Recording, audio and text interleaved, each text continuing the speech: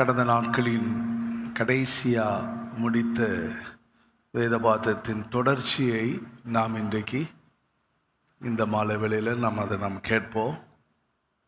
கடைசியாக நாம் பார்த்தது என்னாகமம் 4ஆம் அதிகாரம் 9ஆம் வசனத்தில் குத்துவிளக்கு பற்றி நாம் பார்த்து கொண்டிருக்கும் பொழுது குத்துவிளக்குக்கு அவசியமான குத்துவிளக்குக்கு தேவையானவைகள் என்ன என்பதை பற்றி அதில் ஒரு 3 காரியங்களை என்னாகமம் 4ஆம் அதிகாரம் 9ஆம் வசனத்தில் வாசித்தோம். குத்துவிளக்கை பற்றி நம்ம படித்தாலே போதும். சபையை பற்றி படித்ததுக்கு அடையாளம் தான். சபையின் ஒழுங்கு என்ன, சபையில் அஸ்திபாரம், அந்த குத்துவிளக்கு பாதம் என்ன, அந்த பாதத்தில் இருக்கிறதான தண்டு என்ன, தண்டோடு இணைந்திருக்கிறதான அந்த அகல்கள் என்ன என்கிறதெல்லாம் நம்ம அறிந்து அதை பற்றி நல்லா படித்தாலே போதும். மலேசியாவிலேருந்து வந்திருந்ததான அருமையான கிரேஸ் அம்மா தான் அந்த பைபிள் ஸ்டடியை கேட்டுட்டு சொன்னாங்க, இந்த குத்துவிளக்கு சத்தியத்தை சபையார் அறிஞ்சிருந்தாலே போதும், அவங்க வாழ்க்கை நல்ல பிரகாசமாக இருக்கும், வெளிச்சமாக இருக்கும். 2-3 தடவை என்னிடத்தில் பார்க்கும் பொழுதெல்லாம் அந்த வசனம் என்னோடு பேசிக்கிட்டே இருக்குது. அந்த வெளிச்சம் எப்படி கொடுக்கணும், வெளிச்சம் கொடுக்கணும்னா எப்படி கொடுக்க முடியும்? அந்த வேத வசனத்திற்கு ஏற்றவாறு நம்ம கட்டி எழுப்பினா போதும். உண்மைதான். அப்போ அந்த வெளிச்சம் நான் பிரகாசிக்கணும் அப்படிங்கும்போது அந்த குத்து விளக்கில் இருந்ததான மற்ற உபகரணங்கள், பாதம் இருக்குது, அதன் நடுத்தண்டு இருக்குது, அகல்கள் இருக்கிறது. அந்த அகல்களில் எப்படி இருக்கணும், பூக்கள் என்ன, மொக்குகள் என்ன, பூக்கள் என்ன, அதனுடைய கனிகள் என்ன என்கிறத பற்றி எல்லாம் கடந்த வேத பாடத்தில் பார்த்தோம். அந்த குத்து விளக்கு எரிஞ்சால் தான் பரிசுத்த ஸ்தலம் வெளிச்சமாக இருக்கும், இல்லை என்றால் இருளாக இருக்கும். அவர் நம்மை பிரகாசிக்க பண்ணுகிறவர். ஆனால் நம்முடைய ஜீவியம் நம்முடைய வாழ்க்கை பிரகாசமாக இருக்கணும். அல்லது சபை ஒரு வெளிச்சத்துக்குரிய சபையாக, சபைக்குள் இருள், காரிருள் சபைகளுக்குள்ளே வந்துக்கூடக்கூடாது. இருள், அந்தகாரம் என்பது பாவத்துக்கு அடையாளமாக தான் இருக்கிறது, சோதனைக்கு அடையாளமாக இருக்குது. பாவம் என்பது ஒரு இருள், சோதனை என்பது இருள், மரணம் பாவத்தின் அடிமைத்தனத்தின் வல்லமை, மரண இருளின் பள்ளத்தாக்கு, இதெல்லாம் வரும். ஆனால் இந்த இருளிலிருந்து சபை நீங்க வேண்டுமானால் சபை பிரகாசிக்கணும், வெளிச்சம் இருக்கணும். சபையில் நீதி நியாயங்கள் கண்டித்து உணர்த்தப்பட வேண்டும்.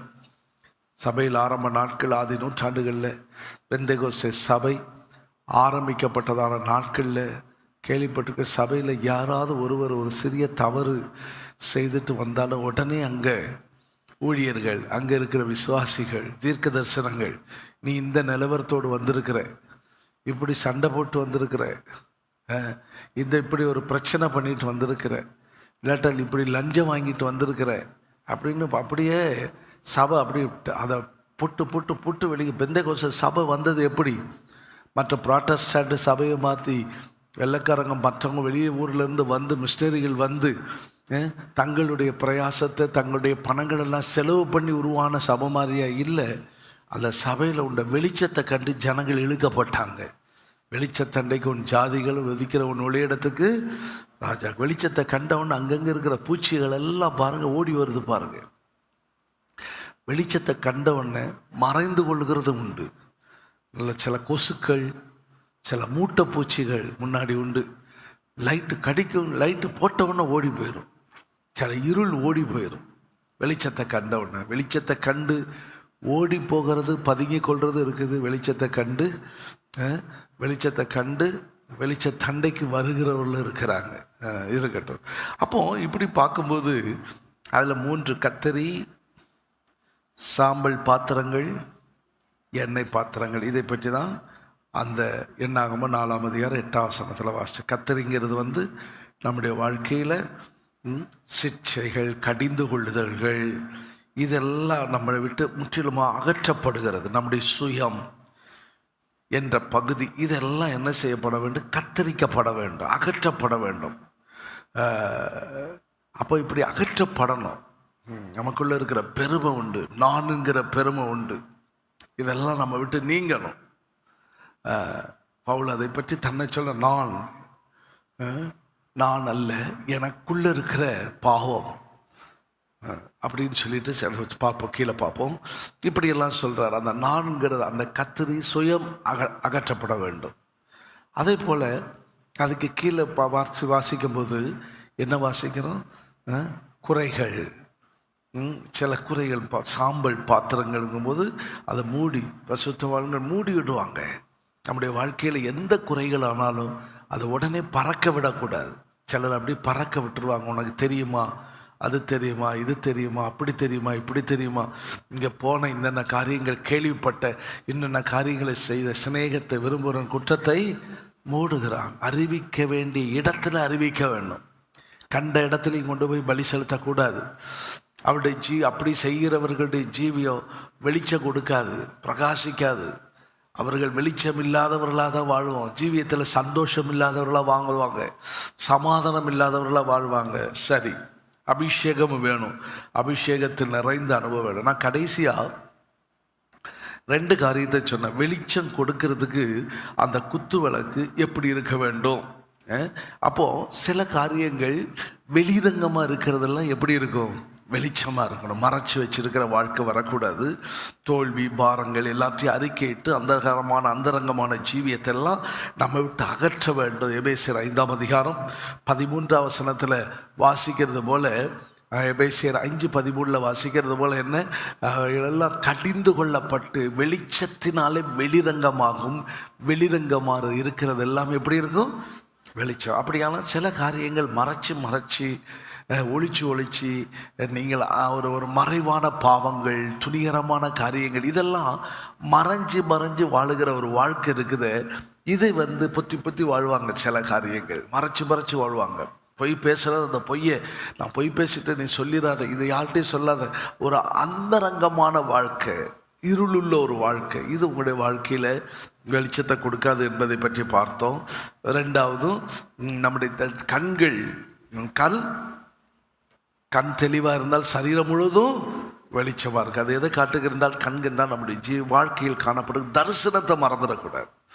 ஒரு தரிசனத்தை, ஒரு இலக்கை கர்த்தர் உங்களுக்கு தருவாரே, ஆனால் அது மங்கி போகக்கூடாது. அதுக்கு விரோதமாக தோல்விகள் வரும், பிரச்சனைகள் வரும். யோசேப்பின் வாழ்க்கையில் யாக்கோபின் வாழ்க்கையை பற்றி பார்த்தோம்.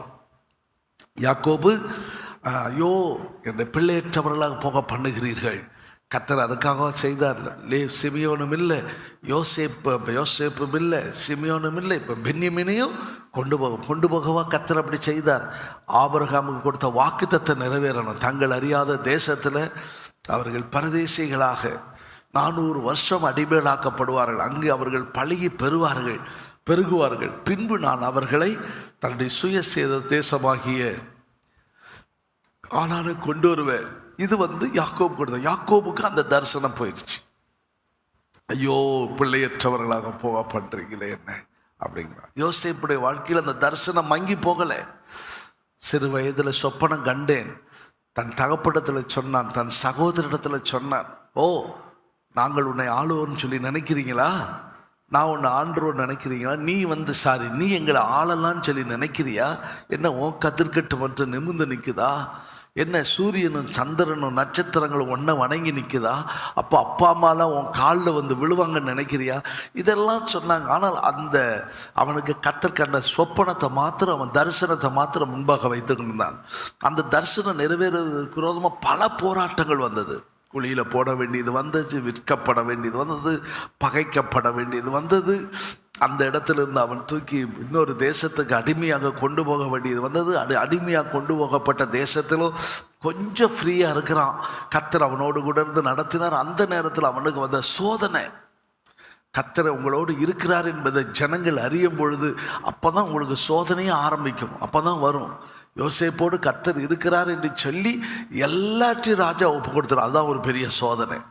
இங்கே ஏதாவது மூலையில் இருந்துகிட்டு இருந்தால் பிரச்சனை வராது. ஆசீர்வாதங்கள் உங்களுக்கு பெருகிற நேரத்தில் தான் பிரச்சனைகள் வரும். அப்போ தான் ரொம்ப ஜாக்கிரதையாக இருக்கணும். அப்போ பெரிய சோதனை.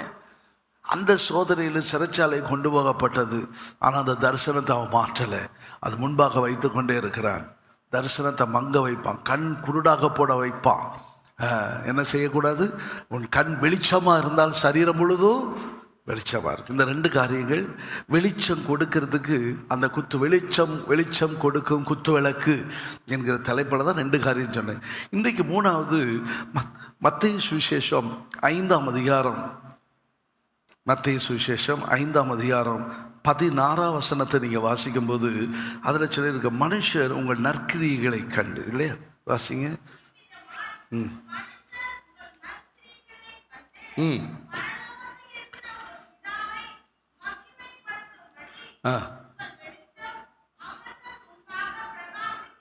அப்போ உங்கள் வெளிச்சம் பிரகாசிக்க வேண்டுமானால், வெளிச்சம் பிரகாசிக்கப்படுறதுக்கு என்ன செய்ய வேண்டும்? என்ன செய்யணும்னா, உங்கள் நற்கிரியைகளை கண்டு. மனுஷர் சொல்லுங்க, மனுஷர் ஆயத்தனை சொல்லுங்களேன், பைபிள் செடி தானே. மனுஷர் உங்கள் நல்ல காரியத்தை பார்க்கணும். யாரு? மனுஷர் பார்க்கணும். இல்லை எல்லாம் ஆண்டவருக்கு தெரியும்னு சொல்லிகிட்டு இருக்கக்கூடாது. பெந்தகோசக்காரங்களுக்குள்ள இருக்கிறதான ஏமாற்று பழக்கம். அது எல்லாம் நான் செய்கிறதெல்லாம் ஆண்டவருக்கு தெரியும். ஆண்டவருக்கு தெரியும் தான், எந்த மனுஷனுக்கு தெரியும் சொல்லு? இப்படி சொல்லிக்கிட்டே நடந்துருவாங்க, காலங்களை ஓட்டிடுவாங்க. அப்போ நான் என்ன செய்கிறேன்? மனுஷர் உங்கள் நற்கிரியைகளை கண்டு பரலோகத்தின் பிதாவை மகிமைப்படுத்தணும். அப்போ நற்கிரியை என்று சொல்லுவது நன்மை செய்வது. நற்கிரியைகளை, நன்மை செய்வதை மனுஷர் காண வேண்டும். இன்றைக்கு இந்த ஒரு வார்த்தை தான் உங்களுக்கு சொல்ல போகிறேன். வெளிச்சமாக இருக்கணும். பரவாயில்ல, அதோட அப்படி தான் அப்போஸ்தலர் நடவடிக்கையில் வாசிக்கிறவே. இந்த பேதுருக்கு முன்னாடி எல்லாரும் வந்து என்ன செய்கிறாங்களாம்? தொற்கால் என்று சொல்லி ஒரு ஒரு ஒரு சகோதரி இருந்தாங்க. ஒன்று அப்போஸ்தலர் 9ஆம் அதிகாரமா? அப்போஸ்தலர் 9ஆம் அதிகாரத்தை நீங்கள் பார்த்தீங்கன்னா, யோப்பா பட்டணத்து 36ஆம் வசனத்துக்கு கீழே வாசிச்சு பாருங்கள். யோப்பா பட்டணத்தின் கிரேக்க என்ற பாஷையில் தொற்கால் என்றும் அர்த்தம் கொள்ளும் தபித்தாள் என்னும் பெயருடைய ஒரு சிஷி இருந்தால், அவள் நற்கிரியைகளையும் தர்மங்களையும் மிகுதியாய் என்ன செய்தால்? செய்து தர்மங்களை நல்ல காரியங்களை தர்ம காரியத்தில் அவள் மிகுதியாய் செய்து வந்தாள். என்ன நடந்துச்சு? கீழே என்ன வாசிக்கிறோம்? அந்த நாட்களிலே அவள் வியாதிப்பட்டு மரணமடைந்தால் அவளை குளிப்பாட்டி மேல் வீட்டிலே கிடைத்து வைத்தார்கள். யோப்பா பட்டணம் லித்தா ஊருக்கு சமீபமாக இருந்தபடினால் பேதுரு அவ்விடத்தில் இருக்கிறான் என்று சீஷர்கள் கேள்விப்பட்டு தாமதம் இல்லாமல் தங்களிடத்தில் வர வேண்டும் என்று சொல்லும்படி 2 மனுஷரை அவனிடத்துக்கு அனுப்பினார்கள். பேதுரு எழுந்து அவர்களுடனே கூட போனான். அவன் போய் சேர்ந்த பொழுது அவர்கள் அவனை மேல் வீட்டுக்கு அழைத்து கொண்டு போனார்கள். அப்பொழுது விதவைகள் எல்லாரும் அழுது தொற்கால் தங்களுடனே கூட இருக்கையில் செய்திருந்த அங்கிகளையும் வஸ்திரங்களை காண்பித்து அவனை சூழ்ந்து நின்றார்கள். ஒரு அல்லேலூயா சொல்லுங்களேன். இந்த வாழ்க்கைக்குரியது தான். நல்ல மனிதராய், நல்ல சகோதரியாய் கிறிஸ்தவ வாழ்க்கை வாழும்போது அவளுடைய கிரியைகள் எப்படிப்பட்டதாக இருந்துச்சு பாருங்களேன். இவள் எனக்கு கொடுத்த ட்ரெஸ், வஸ்திரம், இவள் எனக்கு இப்படி ஆகாரம் கொடுத்தாங்க, இப்படி வஸ்திரம் கொடுத்தாங்க. பேதர் எல்லாரையும் வெளியே போக சொல்லி முழங்கால் பண்ணிட்டு ஜெபம் பண்ணி பிரேதத்தின் புறமாய் திரும்பி தப்பித்தாலே எழுந்திரு என்றால், அப்பொழுது அவள் என் கண்களை திறந்து பேதுருவை பார்த்து உட்கார்ந்தாள். அல்லேலூயா, அல்லேலூயா. பாருங்கள், ஒரு அற்புதம் நடந்துச்சு. நற்கிரியைகள் உங்களை பிரகாசிக்கும். மனுஷனுக்கு உண்டாக உங்களுடைய மரித்த அனுபவங்கள், உங்கள் வாழ்க்கையில் எந்த சூழ்நிலையில் தோல்வி அடைந்திருந்தாலும் சரி, உங்கள் நற்கிரியைகள் சொல்கிறாங்க இல்லையா? எம்ஜிஆர் கூட சொன்னார் இல்லையா? தர்மம் தலை காந்தா. கரெக்டாக சொல்கிறார் ரசிகர். என்ன செய்யற? தர்மம் தலை காக்கும். தர்மம் பண்ணணும். தர்ம காரியத்தில் நீங்கள் உற்சாகமாக இருக்கணும். நற்கிரியைகள், நல்ல காரியங்கள். பவுல் இந்த விஷயத்தில் சொல்லும்போது சொல்கிறாரு, நன்மை செய்யணும்னு எனக்கு இருக்குது, ஆனால் என்னால் அதை செய்ய முடியல. எங்கே இருக்குது? ரோமர் 7ஆம் அதிகாரத்தில் சொல்கிறாரு, நல்ல காரியம் செய்யணும்னு எனக்கு ஆசை தான். எல்லாம் நன்றி கெட்ட ஜனங்க. இந்த உலகில் யாருக்குமே நல்ல செய்யக்கூடாது, இப்படி தான் முடிவுக்கு வந்துடுறாங்க. யாருக்குமே செய்யக்கூடாது. மனுஷன், அப்போ நீ என்ன பரலோகத்துக்காக போய் செய்ய போகிற? சொல்லுங்க. இந்த உலகத்தில் யாரும் நல்லவன் கிடையாது. ஆமாம், ஏசே சொல்லிட்டால நல்லவன் ஒருத்தரும் இல்லைன்ட்டார. நீ யார் போய் நல்லவன் சொல்ல போகிற? ஆனால் நீ செய்ய வேண்டிய நற்கிரியைகளை என்ன செய்யணும்? செய்து கொண்டே இருக்கணும். அவரிடத்த நன்மை பெற்ற ஜனங்க இருந்தாங்க. யாருக்கெல்லாம் அவர் நன்மை செஞ்சார் தெரியுமா? லூக்கா சுவிசேஷத்தில் வாசிக்கிறோம், நன்றி இல்லாதவர்களுக்கும் துரோகிகளுக்கும் அவர். வாசிக்கிறீங்களா? லூக்காவில் எழுதியிருக்கு பாருங்க, 6:35. சத்துருக்களை சிநேகிங்கள், நன்மை செய்யுங்கள், கைமாறு கருதாமல் கடங்குளுங்கள். இன்னொரு வசனத்தில் சொல்லியிருக்க பாருங்க, அந்த வசனத்தில் பாருங்க, நீங்கள் உன்னதமானவருக்கு நீங்கள் பிள்ளைகளாக இருப்பீர்கள், அவர் நன்றி இல்லாதவர்களுக்கும் துரோகிகளுக்கும். இப்போ பாருங்களேன், நன்றி இல்லாதவர்களுக்கும். நன்றி இல்லைன்னா நம்ம செய்கிறோமா? ஆமாம், அதுக்கு எத்தனை தடவை எது செய்தாலும் சரி, அதுக்கு ஒரு நன்றி கெட்டது செய்யாத, நீ போடி கம்முன்னு வாயை மூடிக்கிட்டு போ. நம்ம அப்படி தான் அடுத்த ஸ்டாப் பண்ண பார்க்குறோம். இல்லை இல்லை, வேதத்தில் சொல்லியிருக்குது, தேவனுடைய வசனம் சொல்லியிருக்குது, இல்லை அவங்களுக்கு செய்யணும்னு சொல்லியிருக்கு, நான் செய்வேன். அப்படிப்பட்டவங்க அலையிலையா சொல்லுங்க பார்ப்போம். நல்லா கவனிச்சுக்கிட்டே இருக்கிறீங்க, ஜாக்கிரதை. இந்த வாரமே வரும். என் மாமியாருக்கு என்ன சொன்னாலும் என்ன செஞ்சாலும் அதுக்கு இதுக்குன்றுவாங்க. யாருக்கு? அதான் அன்னைக்கு அதுக்கு அப்படின்றாங்க. பார்க்கணும், செஞ்சுக்கிட்டே இருப்பேன். ஓ, அது சரி. நன்றி இல்லாதவர்கள், துரோகிகள். நல்லவனுக்கு செய்யணுங்க, அது மனுஷ இயல்பு. ஆனால் இயேசுவை பற்றி நம்ம வேதத்தில் என்ன வாசிக்கிறோம்? அவர் அதாவது அப்போஸ்தலர் 10ஆம் அதிகாரம் 38ஆம் வசனத்தில் என்ன வாசிக்கிறோம்? என்ன சொல்லியிருக்குது? அவர் நன்மை செய்கிறவராய் சுற்றி திரிந்தார்.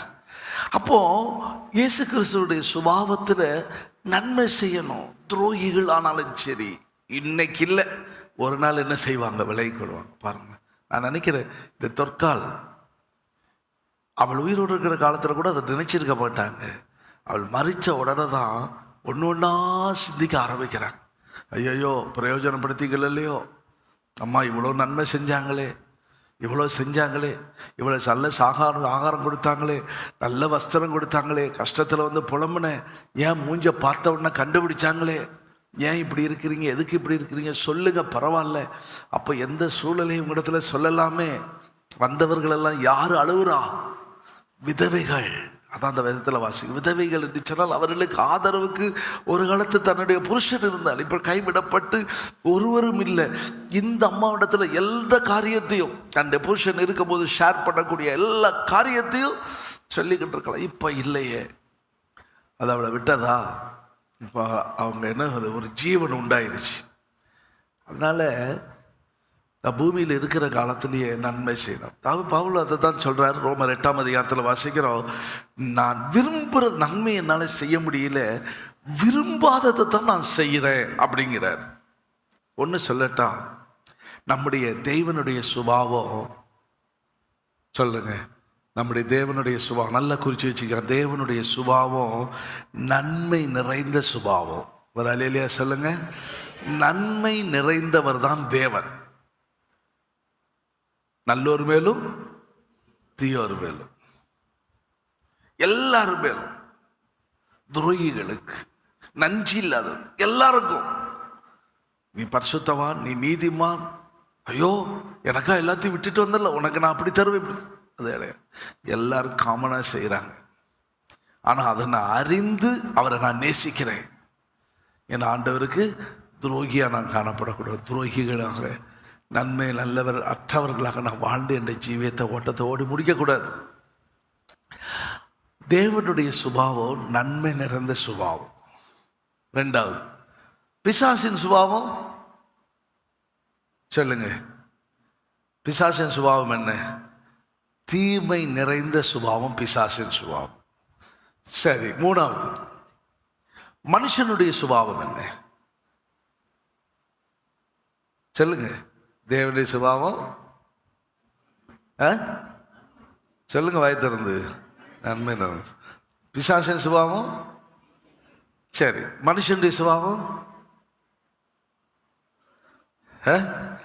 ரெண்டும் நிறைஞ்சது. நன்மை நிறைஞ்சது. அத நன்மை தீமை அறியத்தக்க விருட்சத்தின் கனியை புசிச்சானே. அப்ப இது ரெண்டும் நிறைஞ்சவன் தான் யாரு? மனுஷன். இதைத்தான் பவுல் சொல்றாரு, நான் விரும்புகிறேன், நன்மை செய்யணும்னு விரும்புகிறேன், ஆனால் அதை விரும்பாத தீமையை நான் செஞ்சுக்கிட்டு இருக்கேன். வாசிங்க அந்த வசனத்தை வாசிங்க.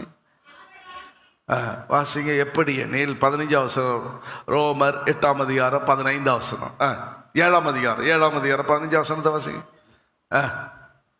எப்படி எனில் நான் செய்கிறது எனக்கே சம்மதி இல்லை. நான் சொல்றது நீ வாசி, நீ சொல்றதை நான் வாசி கேட்கணும் இல்லை.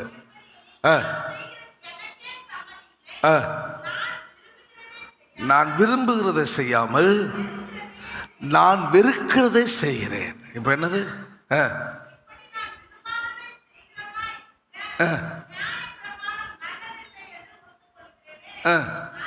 அதனால் நாளல்ல நன்மை செய்ய வேண்டும். 18ஆம் வசனத்தின் கீழ்ப்பகுதியில் சொல்லியிருக்கு பாருங்க. நான் அறிந்திருக்கேன், நான் என் மாம்சத்தில் நன்மை வாசமாக இருக்கிறது இல்லை என்று நான் அறிந்திருக்கிறேன். நன்மை செய்ய வேண்டும் என்ற விருப்பம் என்னிடத்தில் இருக்கிறது, நன்மை செய்வதோ என்னிடத்தில் இல்லை. ஆதலால் நான் விரும்புகிற நன்மை செய்யாமல் விரும்பாத. அப்ப பாருங்க, ரெண்டு இருக்குது இங்க. ரெண்டு நிறைஞ்ச சுபாவம் தான் யார் இடத்துல இருக்குது? மனுஷனிடத்தில். தேவன் நன்மை நிறைந்தவர், பிசாசு தீமை நிறைந்தவன். ரெண்டு கலந்த வாழ்க்கை வாழ்றவன் யாரு? சொல்லுங்க, மனுஷன். அப்போ இந்த ரெண்டு கலந்திருக்கிற வாழ்க்கையில 50-50யா? பாதி தேவன், பாதி. ஏன் இதுக்குள்ள எனக்குள்ள இருக்குதுங்கிறது, இந்த தீமை என்கிற ஒன்று எனக்குள்ள இருந்து போராடிக்கிட்டே இருக்குது. நன்மை செய்ய விரும்புகிறேன், வேண்டும் என்ற விருப்பம். இங்க விருப்பம் இருக்குது, அங்க வேண்டாங்கிற வெறுப்பும் இருக்குது. ரெண்டு இருக்குது அங்க. விருப்பு வெறுப்பு ரெண்டு என் வாழ்க்கையில கலந்துட்டு இருக்குது. அப்போ நான் நன்மை மாத்திரம் செய்யணும். இந்த விரும்புகிற நன்மை என்னால் செய்ய முடியாம எனக்குள்ள போராடுகிறது என்று சொன்னால் நான் அல்ல. அதுதான் வாசிக்கிறான் 17ஆம் வசனத்தில். இந்த இடத்துல அந்த விருப்பு வெறுப்பு எனக்குள்ள போராட்டம். காரணம் என்ன என்று சொன்னால், நிர்பந்தமான நிலவரத்தில் இருக்கிற 21ஆம் வசனத்தில் 3 காரியம் சொல்ல. ஒன்று, நான் நிர்பந்தமான மனுஷன். ரெண்டாவது, எனக்குள்ள இருக்கிற சரீரம் மரண சரீரம். மூணாவது, யார் என்ன விடுதலை ஆக்குறங்கிற ஒரு தவிப்பு. 3 அவருக்குள்ள போராட்டம். நான் நிர்பந்தமான மனுஷன். நான் அல்ல, எனக்குள்ள இருக்கிற பாவம். ஒரு காலத்தில் இருக்க நான் என்று சொன்னால், இவர் தன்னை பற்றி என்ன நானுங்கிறாரு? அந்த நானுங்கிறது தான் நான் அல்ல. அதை வாசிக்க, நான் அல்ல, எனக்குள்ளே வாசமா இருக்கிற பாவம். அப்ப நான் அல்ல, எனக்குள்ள இருக்குது. அது என்ன? எனக்குள்ள இருக்கிறது என்ன? பெருமை. 7 காரியம் சொல்றார் தனக்குள்ள இருக்கிறதை பற்றி. பிலிப்பியர் நீங்கள் வாசிச்சு பாருங்க. தனக்குள்ள இருக்கிற 7 காரியத்தை பற்றி சொல்றாரு. பிலிப்பியரா எபேசியரா?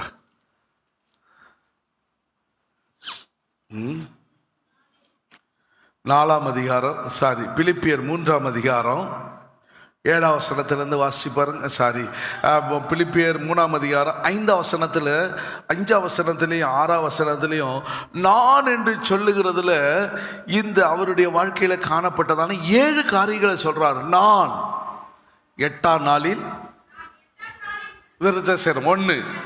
ரெண்டாவது பெருமை பாருங்க. நான் இஸ்ரவேல், ஏன்னா இஸ்ரவேல் வம்சத்தார்னு அவர் சொல்றது காரணம் என்ன தெரியுமா? வாக்கு தத்தம், ஆசீர்வாதம் இஸ்ரவேலருக்குரியது. இதை ரோமருக்கு எழுதின நிருபத்திலே அவர் சொல்றார்.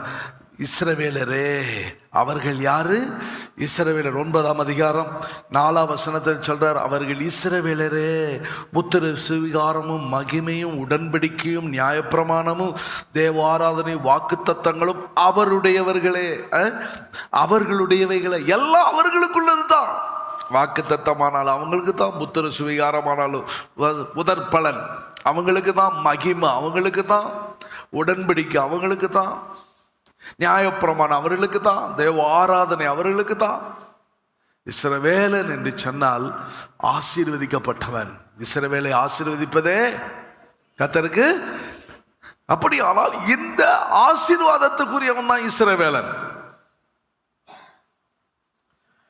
ஆனால் பிலிப்பியர் 3:5 சொல்லி இருக்குது என்ன, 8ஆம் நாளில் 1. பெருமை பாருங்க, நான் எப்படி சும்மா மற்ற மாதிரி கிடையாது. 8ஆம் நாளில் நான் கரெக்டாக அந்த 8வது நாள் நான் மனம் திரும்பினவன். 8ஆம் நாளில் விருத்தசேதனம் பண்ணப்பட்டவன். நான் இஸ்ரவேலன். நான் யாரு? 3வது பென்யமீன் கோத்திரத்தான, சும்மா சாதாரணம் கிடையாது. பென்யமீன் என்று சொன்னாலே ஒன்று வலதுகரத்தின் மகன், 2வது பென்யமீன் என்று சொன்னால் கர்த்தருக்கு பிரியமானவன் என்று அர்த்தம். பென்யமீன் ஆண்டவருக்கு பிரியமான கோத்திரத்துக்குரியவன் நான். அவருடைய வலதுகரத்தின் ஆசீர்வாதத்துக்கு வலதுகரத்தின் மகன் நான். பென்யமீன் கோத்திரத்தான், எபிரேயரில் பிறந்த எபிரேயன். பெருமையை பாருங்க, அவனுக்குள்ள சாதாரணமானது கிடையாது. எபிரேயன் என்று சொன்னாலே ஒரு பெரிய ஹை போஸ்டில் உள்ளவன், சாதாரண ஆளு கிடையாது. நியாயப்பிரமாணத்தின்படி 5வது அவனுக்குள்ள பரிசேயன். பரிசேயன் என்று சொன்னால் எல்லாத்துலேயும் கரெக்டாக இருப்பாங்க. 9 மணிக்கு ஆராதனை கரெக்டாக 9 மணிக்கு இருப்பாங்க. வெண்வஸ்திரமாக கரெக்டாக வெண்வஸ்திரம் வச்சிருப்பாங்க. தசமமாக காணிக்க வெந்தயத்தானாலும் வெந்தயத்திலும் கடுகுலையும் கூட சீரகத்திலையும் கூட அவங்க என்ன செய்வாங்கன்னா, ஒரு பாச சொன்னார், அதை பாச பாபிங்கிற ஒரு பாச சொல்லுவார். ஒன்று டோட்டல் பண்ணுவானா, எண்ணுவானா, கவுண்ட் பண்ணிட்டு அதில் எதாவது குறைஞ்சிடக்கூடாது. எல்லாம் ஒரு கடுகு எவ்வளோ நேரம் எண்ணுறது, ஒரு சீரகத்தை எவ்வளோ நேரம் எண்ணுறது, எல்லாம் எண்ணிட்டு கடைசியில் 5000 சீரகம் இருக்குதா, அப்போ இதில் 500 சீரகம் கரெக்டாக பார்ப்பான். வஸ்திரத்தில் சுத்தம், நல்ல ஜப நேரத்தில் சுத்தம், உபவாசம். ஒரு பரிசேயன் ஃபாஸ்டிங்னா எப்படி இருப்பான், எச்சு கூட விழுங்க மாட்டானா. இன்னைக்கு அப்படி ஒரு ஆள் இருந்துச்சுன்னா நீங்கள் என்ன சொல்லுவீங்க? பரிசுத்தவானுங்க. அவர் யாரு சொல்லுங்களேன். ஐயோ பாருங்க, தியாகி. யாருங்க இந்த மாதிரி இருப்பா? எச்சு கூட விழுங்க மாட்டாருங்க. பைபிளை கரெக்டாக வாசிப்பாங்க, நெடுமுழங்கால தான் நிற்பாங்க, வஸ்திரத்தில் எல்லாத்துலேயும். ஏசு அந்த பரிசேயரை பார்த்தா என்ன சொன்னார்? வெள்ளடிக்கப்பட்ட கல்லறைகளை, வெறியன் பாம்பு குட்டிகளை, அவங்கள பார்த்தா ஏசு சொன்னார், அடிக்கடி கடிந்து கொண்டது யாரை பார்த்து சொல்லுங்களேன்? யார? நீங்க நல்ல வடிகட்டுறீங்கய்யா. கொசுவை வடிகட்டிட்டு ஒட்டகத்தை விழுங்குறீங்க. உள்ள இருக்குது பாருங்க. இதுதான் அங்க இப்ப நடந்துச்சு பவுலுக்குள்ள. பரிசேயன் பெருமை சும்மா சாதாரண நாள் இல்லை. நான் செருப்பே போட மாட்டேன் தெரியுமா? நான் சொல்றேன், நான் ட்ரெஸ்ஸுக்கு அயன் பண்ண மாட்டேன். நான் குளிப்பியான்னு கேட்டேன். பல்லு விளக்குவியா? அதாவது கரெக்டாக செய்வல்ல. ஏன்னா இதெல்லாம் தங்களை பெரிய நீதிமான்லாம் காட்டிக்கொள்றாங்க. ஆனால் உள்ளுக்குள்ள அருவருப்பான காரியம். இதுதான் பவுலுக்குள்ள இருந்த காரணப்பட்டதான காரியங்கள். பரிசேயன் பக்தி வைராக்கியத்தின்படி பாருங்க. எனக்குள்ள இருக்கிற வைராக்கியம் சாதாரண வைராக்கியம் அல்ல, பக்தி வைராக்கியம். நீ பக்தி வைராக்கியம் இருந்த உடனே, ரொம்ப பக்தி ஆன உடனே, ஆவியில் இறஞ்ச உடனே, நல்லா ஜெபம் பண்ண உடனே, நெடுமுழங்கால் நின்ன உடனே, ராத்திரி எல்லாம் நெடுமுழங்கால் நிற்கிற, நைட்டெல்லாம் கண் வழிச்சு ஜெபம் பண்ணி கொண்டு இருந்தேன். இதுன்றோட நீ பரலோகத்துக்கு போயிட முடியாது. பஸ்ஸில் இருக்கு, நான் சொல்றேன், கொஞ்சம் வெயிட் பண்ணுங்க. பக்தி வைராக்கியம் உள்ளவனுக்கு இருக்கிறான். பைபிள்ல வெகு பக்தி வைராக்கியம் பாராட்டினவனு இருக்கிறான். 2 பேர் இருக்கிறாங்க. 2 பேருக்குள்ள இருந்த தன்மையும் பைபிள்ல சொல்லி இருக்குது. பக்தி வைராக்கியம் உள்ள ஒருத்தர் இருந்தான், வெகு பக்தி வைராக்கியம் உள்ளவனுங்கிறான். சூழ்நிலையில் வரும்போது எல்லாம் கவர்ந்துட்டாங்க. அடுத்தது நியாயப்பிரமாணத்தின் நீதியின்படி குற்றம் சாட்டப்படாத, அதான் நான். இந்த பெருமை ஒன்று 8ஆம் நாள் விருத்த சேதனம் பண்ணப்பட்டவன், 2வது இஸ்ரவேல் வம்சத்தான், 3வது பென்யமீன் கோத்திரத்தான், 4வது எபிரேயனுக்கு பிறந்த எலியா எபிரேயன், 5வது நியாயப்பிரமாணத்தின்படி பரிசேயன், 6வது பக்தி வைராக்கியம் உண்டவன், 7வது சொல்ல ஒன்றும் குற்றம் சாட்டப்படாதவன். இது எல்லாவற்றையும் விட்டார். இதெல்லாம் எனக்கு ஒரு காலத்தில் லாபமாக இருந்துச்சு விட்டேன். நல்லா காசு சம்பாதிச்சேன், 1000 ரூபா சம்பாதிச்சேன், 5000 ரூபா வாரத்துக்கு சம்பாதிச்சேன், டெய்லி 5000 ரூபா சம்பளம் வாங்கினா அதை விட்டுட்டு வந்தேன். அதை பெருமையாக பேசுவாங்க. சுபாவத்தில் பாரு. இதைத்தான் இவர் ஒரு நாள் எனக்கு 7ஆம் வசனம் சொல்றார், ஆகிலும் எனக்கு லாபமாக இருந்த இவைகளோ அவைகளை கிறிஸ்து நஞ்சம் என்று விட்டேன். என்ன இதெல்லாம் ஒரு காலத்தில் இப்படி என்ன பரிசுன்றோன்னு கடன் பண்ணுவாங்க, முன்னாடி சேரை போடுவாங்க, என்ன உட்கார வைப்பாங்க, கனப்படுத்துவாங்க, எனக்கு தனி இடம் கொடுப்பாங்க, தனி ட்ரே தருவாங்க, தனியாக கப்பு போட்டு தருவாங்க, எல்லாம் இருக்குதுங்க. ஆனால் இதெல்லாம் நான் வெறுத்துட்டேன், வேண்டாம். ஏன்? கிறிஸ்துவை நான் அறியணும், அறிஞ்சிட்டேன், இன்னும் அறிய வேண்டிய பிரகாரம் அறியலை. ஏதோ ஒரு அறிவு இருக்குது, ஏதோ இயேசுவை ரட்சகர் என்கிற அறிவு மாத்திரம் அல்ல, இன்னும் அறியணும். அந்த அறியறதுக்காக இன்னும் ஆதாயப்படுத்திக் கொள்றதுக்காக திரும்ப 7 காரியத்தை அடுத்த 9ஆம் வசனம் 10ஆம் வசனத்தில் சொல்றார். 1 ஆதாயப்படுத்திக் கொள்ளணுங்கிறார் 9ஆம் வசனத்தில். 2வது தேவனால் உண்டாயிருக்கிறதான நீதி. இப்போ நான் இவ்வளவு நாளா என் சுய நீதிக்குரியவனாக இருந்தேன், என்னை பெருமை பாராட்டி கொண்டிருந்தேன். இப்போ தேவனால் உண்டாயிருக்கிற நீதி. 2வது கிறிஸ்துக்குள் இருக்கிறவன் என்று காணப்படணும், கிறிஸ்துக்குள் வரணும், கிறிஸ்துக்குள் வாழணும், கிறிஸ்துக்குள் மரிக்கணும். அப்பதான் 1ஆம் உயிர்த்தல்ல பங்குள்ளவனாக இருக்கணும். 1ஆம் உயிர்த்தல்ல பங்குள்ளவன் பரிசுத்தவான். கிறிஸ்துவுக்குள் மரித்தவர்கள் சொல்லுங்க, கிறிஸ்துவுக்குள் மரித்தவர்கள் 1வது உயிர்த்தெழுதலை பற்றியே தெரியாது உங்களுக்கு இல்லை? சொல்லுங்க, கிறிஸ்துவுக்குள் மரித்தவர்கள் என்ன செய்வார்கள்? அன்றைக்கு கர்த்தர் தாமே ஆரவாரத்தோடு பிரதான தூதருடைய சத்தத்தோடு தேவ எக்காலத்திலும் வானத்திலிருந்து வெளிப்படுவார். அப்பொழுது யாரு? கிறிஸ்துவுக்குள், வெளியில இல்லை, உள்ள வாழ்றேன், இந்த வீட்டுக்குள்ள வாழ்றேன், வந்தேன், இங்க வாழ்றேன், இங்க மரிக்கிறேன். அதான் கிறிஸ்துவுக்குள் வந்தா போதாது, இந்த வீட்டுக்குள்ளேயே இருக்கிறேன், கிறிஸ்துவுக்குள்ளேயே வாழ்றேன்.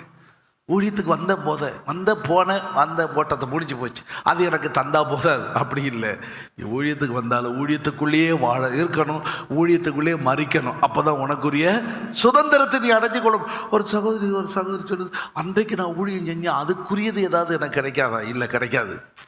நீ அதுக்குள்ளேயே உன் ஓட்டத்தை என்ன செய்யணும்?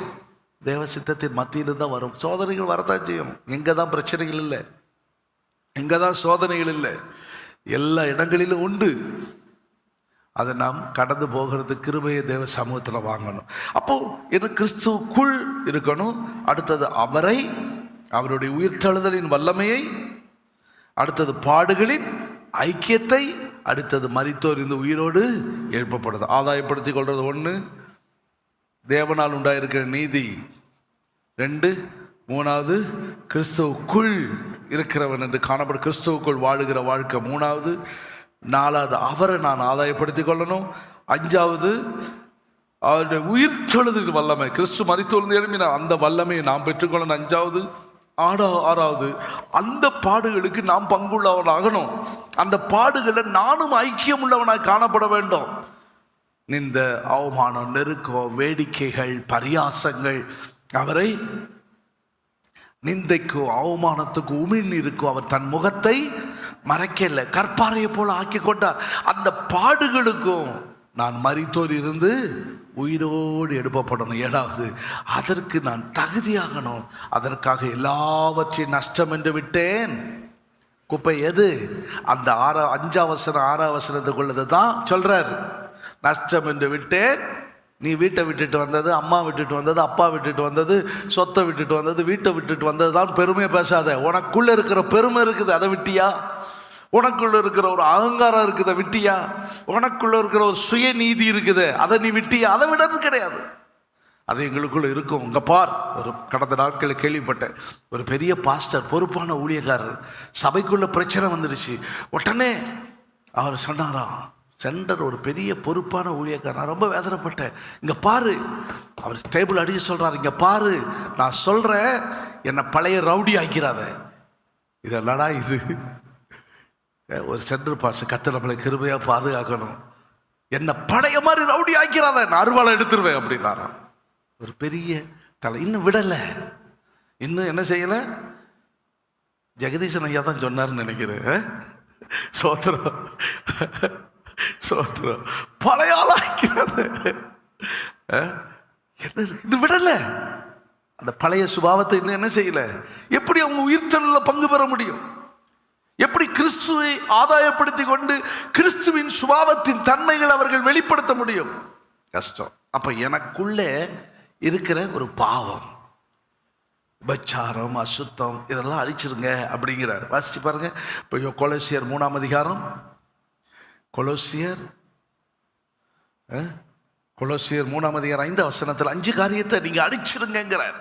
விபச்சாரம், அசுத்தம், மோகம், துரிச்சை, விக்கிரக ஆராதனையான பொருளாசை, இவைகள் எல்லாம் உண்டு பண்ணுகிற அவயவங்களை என்ன செஞ்சிருங்க, அழிச்சிரு. இது அழிச்சிடலாம், ஆனா ஒண்ணு அழிக்க முடியாது. உள்ள இருக்கும் பக்தி வைராக்கி.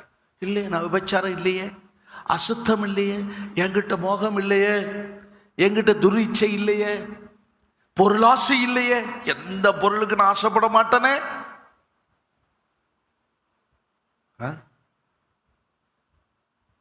பாஸ்டர் எல்லாத்தையும் விட்டுட்டீங்களான்னு பாஸ்டர் பிலிப்பு சார்ந்த பிள்ளைங்கிற பாஸ்டர்கிட்ட கேட்டாராம். பாஸ்டர் எல்லா ஆசையிலும் விட்டுட்டீங்களா?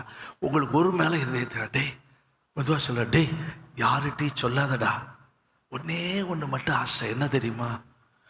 கருவாடு மேலே மட்டும் கொஞ்சம் ஆசையாக இருக்குதுன்னு. எல்லாத்தையும் விட்டுட்டு அவர்கள் என்ன இருக்குது, அந்த கருவாடு, அது கொஞ்சம் அந்த தொக்கை கொஞ்சம் ஓரத்தில் கஞ்சியில் வச்சு அப்படி வெங்காயம் போட்டு தக்காளி போட்டு அழகா, அதுவும் பற்ற கருவாடு இருக்குது. நீ இங்கே உள்ள கருவாடு, மெட்ராஸ் கருவாடு மாதிரிலாம் இல்லை. அந்த கருவாடில் வாங்கினா ராமேஸ்வரம், தூத்துக்குடிக்கு தான் போகணும். இங்கே 1000 ரூபாய்க்குள்ளதான், அங்கே 3000 ரூபா. அதான் அதை வாங்கி சும்மா நிறைய பண்ணணும். சும்மா ஒரு சின்ன பீஸு போதும். நான் இப்போ ராமேஸ்வரத்துக்கு போகும்போது கொஞ்சம் தான் வாங்கினேன். எனக்கு ஒரு பீஸ் தாங்கலன்னு கேட்டுறாதீங்க, எனக்கு தான் இருக்குதாங்க.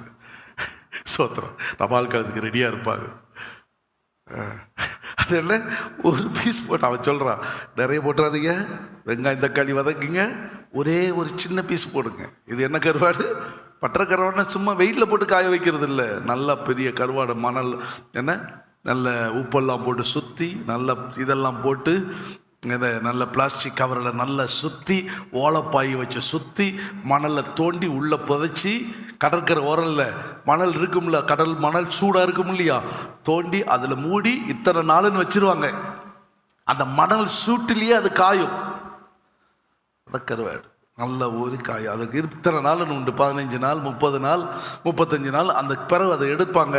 அதனுடைய விலை வேற தான். ஒரு அலேலியா சொல்லுங்களே. அதான் அவர் சொல்கிறேன், இதில் மாத்திரம் கொஞ்சம் இருக்குதுடா, யார்கிட்டையும் சொல்லிடாதேன்னாரு. எங்களுக்கு ஒரே சிரிப்பு.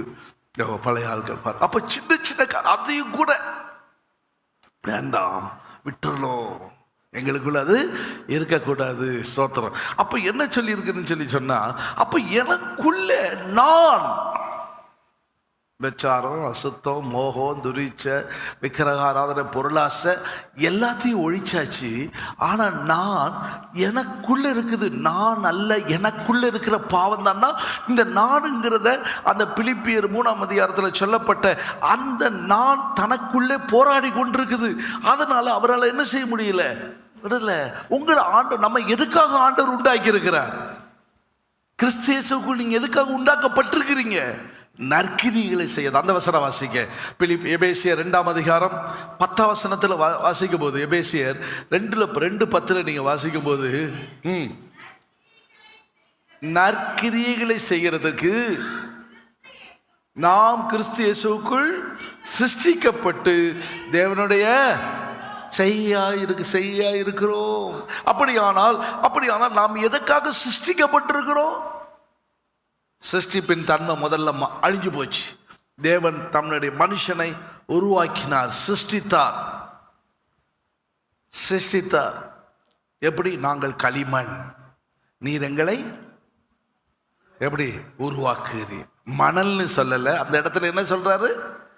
மணல் செட் ஆகாது, மணல் சப்போர்ட் பண்ணாது. ஆனால் களிமண் உருவாக்க ஒப்பு கொடுக்கும். அதனால தான் சொல்றேன், உருவாக்க ஒப்பு கொடுக்கறது தான் களிமண். நான் மண்ணுன்னு சொன்னா நீ மண்ணு ஒன்றும் உருப்பட மாட்டேன், அப்படிதான் இருக்க வேண்டியதான். ஆனால் நான் களிமண் ஆண்டவரே, நீர் என்னை எப்படி வளைகிறீரோ, எந்த பொசிஷன்ல என்னை திருப்புகிறீரோ எல்லாத்துக்கும் நான் வளைஞ்சு கொடுக்கிறேன், நான் என்னை ஒப்பு கொடுக்கிறேன். அதான் அந்த களிமண். அப்படி ஆனால் இப்படி நான் என்னை ஒப்பு கொடுக்கிறேன், நற்கிரியைகள் செய்ய முடியும். அப்போ உங்களுக்கு நன்மை தந்திருக்கிறார். நீங்க நன்மை செய்ய முடியாத தான் கர்த்தர் என்ன செய்திருக்கிறார்? உங்களுக்கு நன்மையை காண்பித்திருக்கிறார், நன்மையானதை தந்திருக்கிறார். கிறிஸ்தவ உலகத்துல பிச்சைக்காரனுக்கு கூட பைசா போட மாட்டாங்க, காரியங்கள் செய்ய. பிச்சைக்காரன் கையேந்தி கேட்டுட்டான், போட்டுரு ஏதாவது ஒன்று, உங்ககிட்ட இருக்கிறது 5 10 ஏதாவது ஒன்று என்ன செஞ்சிரு, நீ என்ன நல்லா தானே இருக்கிற. ஒரு காலத்தை நானும் கேட்டேன், இல்லைன்னு சொல்ல வரல, கேட்டேன், நல்லா தானே இருக்கிறேன். கண்ணு இல்லாதவனுக்கு, காது இல்லாதவனுக்கு, கை இல்லாதவனுக்கு, ஏதாவது மனவனாக இருக்கிறவனுக்கு செய்யத்தக்கவனு தானே செய்யணும், இவனுக்கு செய்யக்கூடாது அப்படின்னு இருந்துச்சு. அதுக்கு பிறகு யோசிச்சு பார்த்தேன், இல்லை அவன் நம்ம இடத்துல கேட்குறான். சிலர் டோல்கேட்டில் வரிசையாக நின்றுப்பானோ, போ, பெருமைக்கு சொல்ல வரல. அப்போ இந்த வசனங்களை நினைக்க, நற்கிரியை உனக்கு அதுக்காக தான் ஆண்டவர் தந்திருக்கிறார். நன்மை செய்ய அறிந்திருந்து நீ செய்யணும். செய்யாத பாவத்தில் ஒரு பாவத்தின் பட்டியலில் அது ஒன்று சொல்லப்பட்டிருக்குது. பொருத்தனம் பண்ணி நிறைவேற்றாதது பாவம், தீய நோக்கம் பாவம், சொற்களின் மிகுதியில் பாவம், ஜபம் பண்ணாதது பாவம், இச்சையோடு பார்க்கறது பாவம். இப்படியே வரிசையை எதெல்லாம் பாவம் பாவம் பாவம்னு சொல்லி நீங்கள் நினைக்கிறீங்க. பெரிய பெரிய காரியத்தை தான், சின்ன சின்ன காரியங்கள் இதெல்லாம் தேவனுடைய சமூகத்தில் பெரிய பாவமாக சொல்லப்பட்டிருக்குது. செய்யக்கூடியவைகளை நீங்கள் செய்யணும். அறிவிக்க வேண்டிய இடத்துல சில காரியங்களை தெரிவிக்க வேண்டிய இடத்துல, அறிஞ்ச காரியத்தை தெரிவிக்க வேண்டிய இடத்துல தெரிவிக்காம இருந்தா அது பாவம். லேவியராகமம் 5:1 சொல்லி இருக்குது, நீ கண்டதையும் அறிந்ததையும் அறிவிக்க வேண்டிய இடத்துலையும் அறிவிக்கணும். நான் இதை பார்த்தேன், இதை செய்தேன்னா கண்ட இடத்துலையும் அறிவிக்க கூடாது. யாரிடத்துல தான் போய் சொல்லணும்? சகோதரி செய்த அக்கிரமத்தை யோசேப்பு என்ன செய்தான்? அடுத்த அண்ணன்கிட்ட, அந்த அண்ணன்கிட்ட, இந்த அண்ணன்கிட்ட, எல்லார்ட்டையுமா சொல்லிக்கிட்டு இருந்தான். யாருக்கிட்ட போய் சொன்னான் யோசேப்பு? தன் தகப்பண்டத்துல போய் சொன்னான். இவனை மாற்றுறது தகப்பன் தான் அதை திருத்த முடியும். பார்த்தீங்க, சாட்சியாக ஒரு இடப்பட்ட ஆணையை கேட்டிருந்தும் தான் கண்டதையும் அறிந்ததையும் தெரிவியாது இருந்து பாவம் செய்தால் அவன் அக்கிரமத்தை அவன் தெரிவிக்கணும். எங்க தெரிவியாது இருப்பது பாவம், தெரிவிக்காது இருக்கிறது பாவம். சொல்லிடணும், பாஸ்டர்கிட்ட சொல்லணும், அக்காட்ட பெரியவங்ககிட்ட சொல்லணும். அதுக்காக பெரியவங்க இருக்கிறாங்க.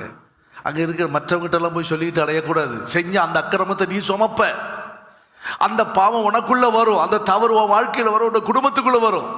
இல்லை, அறிவிக்க வேண்டிய இடம் தகப்பன் இருக்க, சீர்படுத்துறது என் அப்பா தான், தகப்பன் தான். அவரிடத்துல போய் சொல்லணும்னா யோசிப்பு சொன்னா அதனால பகை வந்துச்சு. ஓகே, பகைச்சிட்டாலும் பரவாயில்ல. யோசேப்பு அந்த பாதையில் கடந்து போக ஆயத்தமாக இருந்தான், ஒப்பு கொடுத்தான். சரி, இருக்கட்டும். சரி, அப்போ இந்த இடத்துல நான் அல்ல, நான் நன்மை செய்யணுங்கிற விருப்பம் எனக்குள்ள இருக்கு. நற்கிரிகளை செய்ய தான் கிறிஸ்து இயேசுவுக்குள் நான் சிருஷ்டிக்கப்பட்டிருக்கிறேன். ஆனால் அந்த விருப்பம் இருக்கு, ஆனால் என்னால் முடியல. நான் அல்ல அப்படின்னா, நான் அல்ல, எனக்குள்ள இருக்கிற பாவம். நான் என்கிற அல்ல, இப்போ எனக்குள்ள இருக்கிற பாவம் அது எனக்குள்ள செய்யப்பட்டிருக்கு. நான் அந்த நன்மையை செஞ்சாதான் எனக்கு மேன்மை. நன்மை செய்யாவிட்டால் சொல்லுங்க, பாவம் எங்க இருக்கோ? வாசற்படியில் இருக்கும். இப்ப எனக்குள்ள இருக்கிற பாவம், வாசற்படியில் இருக்கிற பாவம், பின்தொடருகிற பாவம், சுற்றி நெருங்கி இருக்கிற பாவம், எல்லாத்தையும் தான் பைபிள்ல வாசிக்கிறோம். இந்த இடத்துல வாசிக்கும் போது வாசிக்கிறோம், 20ஆம் வசனத்துல வாசிக்கிறோம், நான் அல்ல, எனக்குள்ளே வாசமா இருக்கிற. ரோமர் 7ஆம் அதிகாரத்தை 20ஆம் வசனத்துல வாசிச்சு பாருங்க. இன்னைக்கு காலையில் கூட நான் கனடா ஜூம் மீட்டிங்கில் அதான் உங்களுக்கு சொல்லி கொடுத்தேன். உங்களுக்குள்ள அது இருக்குது, அந்த நான் நம்ம விட்டு விலகி போகணும். நான் பக்தி வைராக்கியம் தான், உனக்குள்ள நான்கிறது இருக்குது. நான் இப்படி இருக்கிறது நல்லதுதான், இப்படியே சாவுறேன். ஒருத்தர் இருந்தான், யார் தெரியுமா? யோனா எடுத்துக்கொள்ளுங்க. யோனா யாரு? அவன் சொல்றான், நான் யோனா 1ஆம் அதிகாரம் 9ஆம் வசனத்தை பாருங்களேன். அவன் என்ன சொன்னான்? நான் அந்த கப்பல்காரர்கிட்ட சொல்கிறான், நான் சாதாரண ஆள் இல்லை, நான் எபிரேயன் தெரியுமா? சமுத்திரத்தையும் வானத்தையும் உண்டாக்குனார அந்த தேவனாகிய கர்த்தரிடத்துல எப்படிப்பட்டவன்? பயபக்தி உள்ளவன். பயபக்தி உள்ளவன் 2 ஜெபம் பண்றான். அவனுக்குள்ள இருந்த 2 ஜெபம் என்ன ஜெபம்? ஒன்று 2ஆம் அதிகாரத்துல சொல்ல ஜெபம் என்னது? சிக்கிட்டான். சிக்கல்ல இருந்து வெளியே வரணும். எங்க? மீன் வயிற்றுல போய் மாட்டிக்கிட்டான். அதுலேருந்து வெளியே வரணும். ஒன்று அதுக்கு ஜெபம் பண்ணி கடைசியில் வெளியே வர்றதுக்கு ஒரே ஒரு காரியம், நான் செய்த பொருத்தனையை நிறைவேற்றவே சொன்னவனை தான் வெளியே வந்துட்டான். இந்த கட்டுகளிலிருந்து விடுதலை எப்போ கிடைக்குது? பொருத்தனைய உடனே கர்த்தர் மீனுக்கு கட்டளையிட்டார். நல்ல அருமையான வார்த்தை. பொருத்தனையை செழித்துவேன், ரட்சிப்பு கர்த்தருடையது என்றான். உடனே கர்த்தர் என்ன செய்தார்? 10ஆம் வசனத்தில் என்ன வாசிக்கிறீங்க? கர்த்தர் மீனுக்கு. அப்போ பொருத்தனை நிறைவேற்ற வராத வரைக்கும் பிரச்சனை தான், சிக்கல் தான் நம்ம வாழ்க்கையில். யாக்கோபுடைய வாழ்க்கையில் அதுதான் நடந்துச்சு. அங்க தரிசனமானார் கர்த்தர் அவனுக்கு. எங்க சொல்லுங்க? வனாந்தரத்துல தரிசனமானார். ஏனிய பார்க்கறான், மேலே ஏறுது இறங்குது, எல்லாத்தையும் பார்த்துட்டான். உடனே ஓ எவ்வளவு பயங்கரமா இருக்குது, இது தேவனுடைய வீடு அல்லாமல் வேற இல்லை. இப்படியெல்லாம் சொல்லி நான் பொருத்தனை செலுத்துவேன், என்னை சுகத்தோடு நான் போயிட்டு திரும்பி வருவேனே. ஆனால் என் தகப்பன் வீட்டுக்கு வரும்போது இந்த இடம் தேவனுடைய வீடாமா. அப்படி ஆச்சா? எப்போ ஆச்சு தெரியுமா? எல்லாம் கெட்டு நாரி சீரழிஞ்ச பிறகு திரும்ப வர்றான். ஐயோ நான் பொறுத்தனை நிறைவேற்றுவேன். நீங்கள் அந்த அதிகாரங்களை வாசிச்சு பாருங்க, ரொம்ப இன்ட்ரெஸ்டான காரியம். நாம் நான் இங்கே பட்டிக்குள்ளே மட்டக்களப்பு போயிருக்கும் போது இந்த வார்த்தையை எடுத்து சொன்ன ஒரு டாக்டர் வந்து சொன்ன, பாஸ்டர் பயங்கரமானது பாஸ்டர், இதை நான் யோசிக்கவே இல்லை, நானும் அந்த பொறுத்தனை நிறைவேற்றணும். உண்மைதான், அறியணும். நம்ம எங்காச்சு போனாரு கர்த்தர். அவனுக்கு போய் அவன் மாமா வீட்டில் போய் நிறைய சம்பாதிச்சுட்டு கடைசியில் எல்லாம் சேர்த்து வச்சா. கர்த்தர் சொன்னார், நான் உனக்கு தரிசனமான இடத்துக்கு நீ போன்னு சொல்கிறாரு. உடனே அவன் புறப்பட்டு அங்கே தானே போகணும். போகிற வழியில் இடையில சீகேம் என்கிற ஒரு ஊர் பார்த்துட்டான். ரொம்ப அழகாக இருந்துச்சு, நல்ல வாசம் பண்ணுறதுக்கு அருமையான இடம். பின்னாடி வந்தான், மாமனார் வந்தான், அதெல்லாம் பெரிய சாப்டர். வந்தார். உடனே அதுக்கு இவனுக்கு ஒரு எல்லையை வச்சா, நீ இந்த பக்கம் வரக்கூடாது, நானும் அந்த பக்கம் வரமாட்டேன், இப்படி எல்லாம் சொல்லி பேசி இப்போ விடுதலையோடு சமாதானத்தோடு போகிறான். எங்கே போனோம்? என்னை நீர் சமாதானத்தோடு கொண்டு வருவீர், ஆனால் நீர் எனக்கு தந்த இந்த இடம் எப்படியாகும்? பெத்தேலாக மாறும், உம்முடைய வீடாக மாறும் அப்படின்னு சொன்னவன் கடைசியில் என்ன ஆகி போச்சு? அந்த சீகேம் ஊர்ல தங்கிட்டான். அங்க ஒரு பலிபீடத்தை கட்டான், அங்க ஆராதனை, வர்ஷிப், ஆராதனை, ஜெபம், இப்படியே இருந்துட்டான். கடைசியில் என்னாச்சு? அந்த இடத்துல தான் தன்னுடைய மகள் தீனால் புறப்பட்டு வெளியே போறா, சீரழிகிறா. அதுக்கு பிறகு அவனுடைய பிரதர்ஸ், தீனாளுடைய சகோதரர்கள் எழும்புனாங்க. லேவி, சிமியோன் இவர்கள் எல்லாரும் எழும்புனாங்க. என்னாச்சு? அங்க இருந்த ஆண் மக்கள் எல்லாம் வெட்டி கொண்டு போடுறாங்க. ஐயோ எவ்வளோ அழகா இருந்தேன், இந்த தேசத்துல எவ்வளோ சுகமா இருந்தேன், இப்ப எல்லாம் என்ன செஞ்சிட்டீங்க? என்ன பேரை கெடுத்துட்டீங்களே, என் வாசனையை கெட்டு போச்சே அப்படின்னு போறப்போ. அப்பதான் கர்த்தர் சொல்ற, போ, உனக்கு தரிசனமான இடத்துக்கு நீ என்ன செய், போ, அந்த பொருத்தனை பண்ணக்கூடிய இடத்துக்கு நீ போ. ரொம்ப ஜாக்கிரதையா இருக்கணும். வாயை விட்டு ஒரு வார்த்தை சொல்லிடாதீங்க. பொருத்தனை செய்தீங்கன்னா அதை நிறைவேற்ற தாமதிக்காதீங்க. என்ன பொருத்தனை பண்ணி அதை நிறைவேற்றாதது பாவம். பிரசங்கி வசனத்தில் வாசிக்கிறோம், சாதாரணமா சொல்லக்கூடாது. அது பெரிய தலை போற விஷயமா இருந்தாலும் நிறைவேற்றணும். அதான் எப்தா நமக்கு உதாரணமா இருக்கிறோம். ஜெயிச்சுட்டு வந்துட்டேன்னா கண்டிப்பா என் வீட்டில இருந்து எதிர்கொண்டு வருகிறத நான் உனக்கு செலுத்துவேன். இல்ல ஆண்டவரே, நான் தெரியாம அந்த நேரத்தில் வாய் உளறிட்டேன், அந்த பேச்சுக்கே இடம் இல்லை. இன்றைக்கு எப்தா பேசி கொண்டிருக்கிறார். ஒரு அலையிலையா சொல்லுங்களேன். கஷ்டம்தான். அதனால சாதாரண வாயை திறந்துடக்கூடாது, சொல்லிடக்கூடாது. ரொம்ப ஜாக்கிரதையாக நம்ம இருக்கணும். ஏனென்றால் தேவன் அதில் உண்மை உள்ளவராக இருக்கிறார். தேவன் அந்த விஷயத்தில் நம்ம குற்றஞ்சாட்ட, தேவனுடைய சமூகத்தில் போய், பரலோகத்தில் போய் சாத்தான் வந்து நம்மளை குற்றஞ்சாட்டக்கூடாது. எதிராளி நம்மை நியாயாதிபதி இடத்துல கொண்டு போய் விட்டு நாம் சிறைவாசத்துக்குள்ள போயிடக்கூடாது. அதனால் நாம் என்ன செய்யணும்? ரொம்ப ஜாக்கிரதையா இருக்கணுமா? சரி, இந்த இடத்துல அப்போ பார்க்கிறோம், அப்போ எனக்குள்ள வாசமா இருக்கிற பாவம், அதான் 20ஆம் வசனம். ரோமர் 7 இருக்கட்டும், அதில் வாசிப்பா இருக்காங்க. அப்போ எனக்குள் வாசமாக இருக்கிற பாவம். ஆதியாகமம் 4ஆம் அதிகாரம் 7ஆம் வசனத்தில் வாசிக்கும் போது வாசற்படியில் இருக்கிற பாவம். நன்மை செய்தால் மேன்மை இல்லையோ, நன்மை செய்யாதிருந்தால் பாவம் எங்கே இருக்கோ? வாசற்படியில் இருக்கு. அப்போ வாசற்படியில் இருக்கிற பாவம். தீமோத்தேயின் புஸ்தகம் 5ஆம் அதிகாரம் 24ஆம் வசனத்தை 1 தீமோத்தேயு 5ஆம் அதிகாரம் 24ஆம் வசனத்தை நீங்கள் வாசிக்கும் போது சிலருடைய பாவங்கள் வெளிரமாக இருக்குது. நியாய தீர்ப்புக்கு முந்திக் கொள்ளும் சிலருடைய பாவங்கள் அவர்களை தொடர்ற பாவம். தொடர்ந்துகிட்டே இருக்கு. ஒரு தலைமுறை அடுத்த தலைமுறை அடுத்த தலைமுறை, காலமெல்லாம் வாழ்க்கை இல்லை. எங்களுடைய குடும்பத்திலேயே அது தொடர்ந்துகிட்டே வருது. பாவ சாபம். கல்வாரிக்கு வந்துட்டா அதோட ஸ்டாப் ஆயிடணும். ஒரு அலையிலையா சொல்லுங்களேன். ஒரு வியாதியா சகோதரியாக தான் சொல்கிறேன், இல்லை பாஸ்டர் எங்கள் வீட்டில் வர்றவங்களுக்கு எல்லாருக்கும் இந்த கேன்சருங்கிற வியாதி ஒவ்வொரு தலைமுறைக்கு வந்து வரக்கூடாது. நீ கிறிஸ்துவுக்குள்ளே வந்துட்டியே, ஸ்டாப் ஆயிடணுமே. கல்வாரி உனக்கு எல்லாவற்றிலிருந்து உன்னை வெளியே கொண்டு வந்துடுமே, வரக்கூடாது. இல்லை இல்லை, எங்கள் வீட்டில் உள்ளவங்க யாருக்குமே வாழ்க்கைங்கிறது அமையிறதே கிடையாது.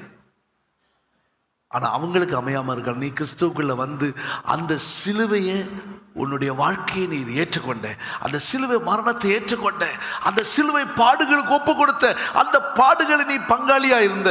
ஆகினால உன்னோடு உனக்கு முன்னாடி இருக்கிற தலைமுறையோடு அது நின்றுச்சு. இப்போ நீ சிலுவையின் பாடுகளை நீ அடைஞ்சி நீ அவைகளை ஏற்றுக்கொண்டபடியினால இப்போ உன் வாழ்க்கையிலேருந்து உனக்கு வராது. அந்த சம்பவங்கள் உன் வாழ்க்கையில் பின்தொடர். சிலருடைய பாவங்கள் தொடர்ந்து பிடிக்கும். அவங்களுக்கு இருக்கு, இவங்களுக்கு இருக்கு. எங்கள் தாத்தாவுக்கு உண்டு, எங்கள் அப்பாவுக்கு உண்டு, எங்கள் தாத்தாவுடைய தாத்தாவுக்கு உண்டா. அதனால் எங்கள் குடும்பத்தில் என் பையனுக்கு இதுக்கு இருக்குது, எனக்கு இருக்குது. நீ சொல்லாத. நீ சொன்ன இன்னும் ரட்சிக்கப்படலன்னு அர்த்தம். வரக்கூடாது, முடியாச்சு, ஸ்டாப் பண்ணியாச்சு.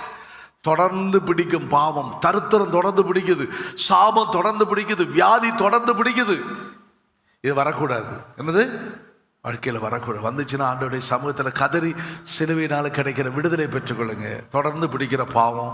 எபிரேயரில் ஒரு வசனம் சொல்லி இருக்குது, சுற்றி நெருங்கி நிற்கிற பாவம். எபிரேயர் 12ஆம் அதிகாரம் 1ஆம் வசனத்தில் வாசிக்கும் போது சுற்றி நெருங்கி நிற்கிற பாவங்களை, சுற்றி நெருங்கி இருக்கிற பாவங்களை, பாவத்தை தள்ளிவிட்டு நெருங்கி நிற்க. அப்போ என்னெல்லாம் நமக்குள்ள இருக்கிறது, வாசற்படியில் இருக்கிறது, தொடர்ந்து வர்றது, சுத்தி இருக்கிறது. இதெல்லாம் பற்றியும் அப்போ எனக்குள்ள இருக்கிற பாவம் தான் செய்யுது. அதனால என்னால் நன்மை செய்ய முடியல. நன்மை செய்ய தான் கிறிஸ்து இயேசுவுக்குள்ளான் சிருஷ்டிக்கப்பட்டிருக்கிற, கிறிஸ்து இயேசுவுக்குள்ளான் உருவாக்கப்பட்டிருக்கிற. ஆனால் எனக்குள்ள இருக்கிற நான் அழிந்து நான் அல்ல, இப்ப கிறிஸ்து தான் எனக்குள்ள இருங்க. அந்த இடத்துக்குள்ள நீங்க வரணும். கலாத்தியர் 2ஆம் அதிகாரம் 20ஆம் வசனத்தை நீங்க வாசிக்கும் போது அதுல சொல்ல, நான் அல்ல கிறிஸ்து தான். இந்த இடத்துல ரோமர் 7ஆம் அதிகாரத்துல நான் அல்ல, எனக்குள்ள இருக்கிற பாவம் சொன்னவர் இந்த இடத்துக்கு வந்துட்டாரு. நான் அல்ல வந்துருச்சா? எங்க வாசிங்க.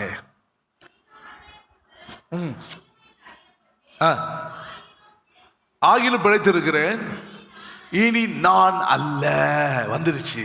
இப்ப இந்த இடத்துல 7ஆம் அதிகாரத்துல 7ஆம் அதிகாரம் 17ஆம் வசனத்துல ரோமர் 7:17 வாசிக்கும் போது நான் அல்ல, பாவம் என்னால நன்மை செய்ய விடல, நற்கிரிகளை செய்ய விடல. இப்போ நான் அல்ல, கிறிஸ்து இப்ப எனக்குள்ள வந்துட்டார். நான் அதான் பார்த்தீங்க. யோனாவின் புஸ்தகத்தில் வாசிச்சீங்க.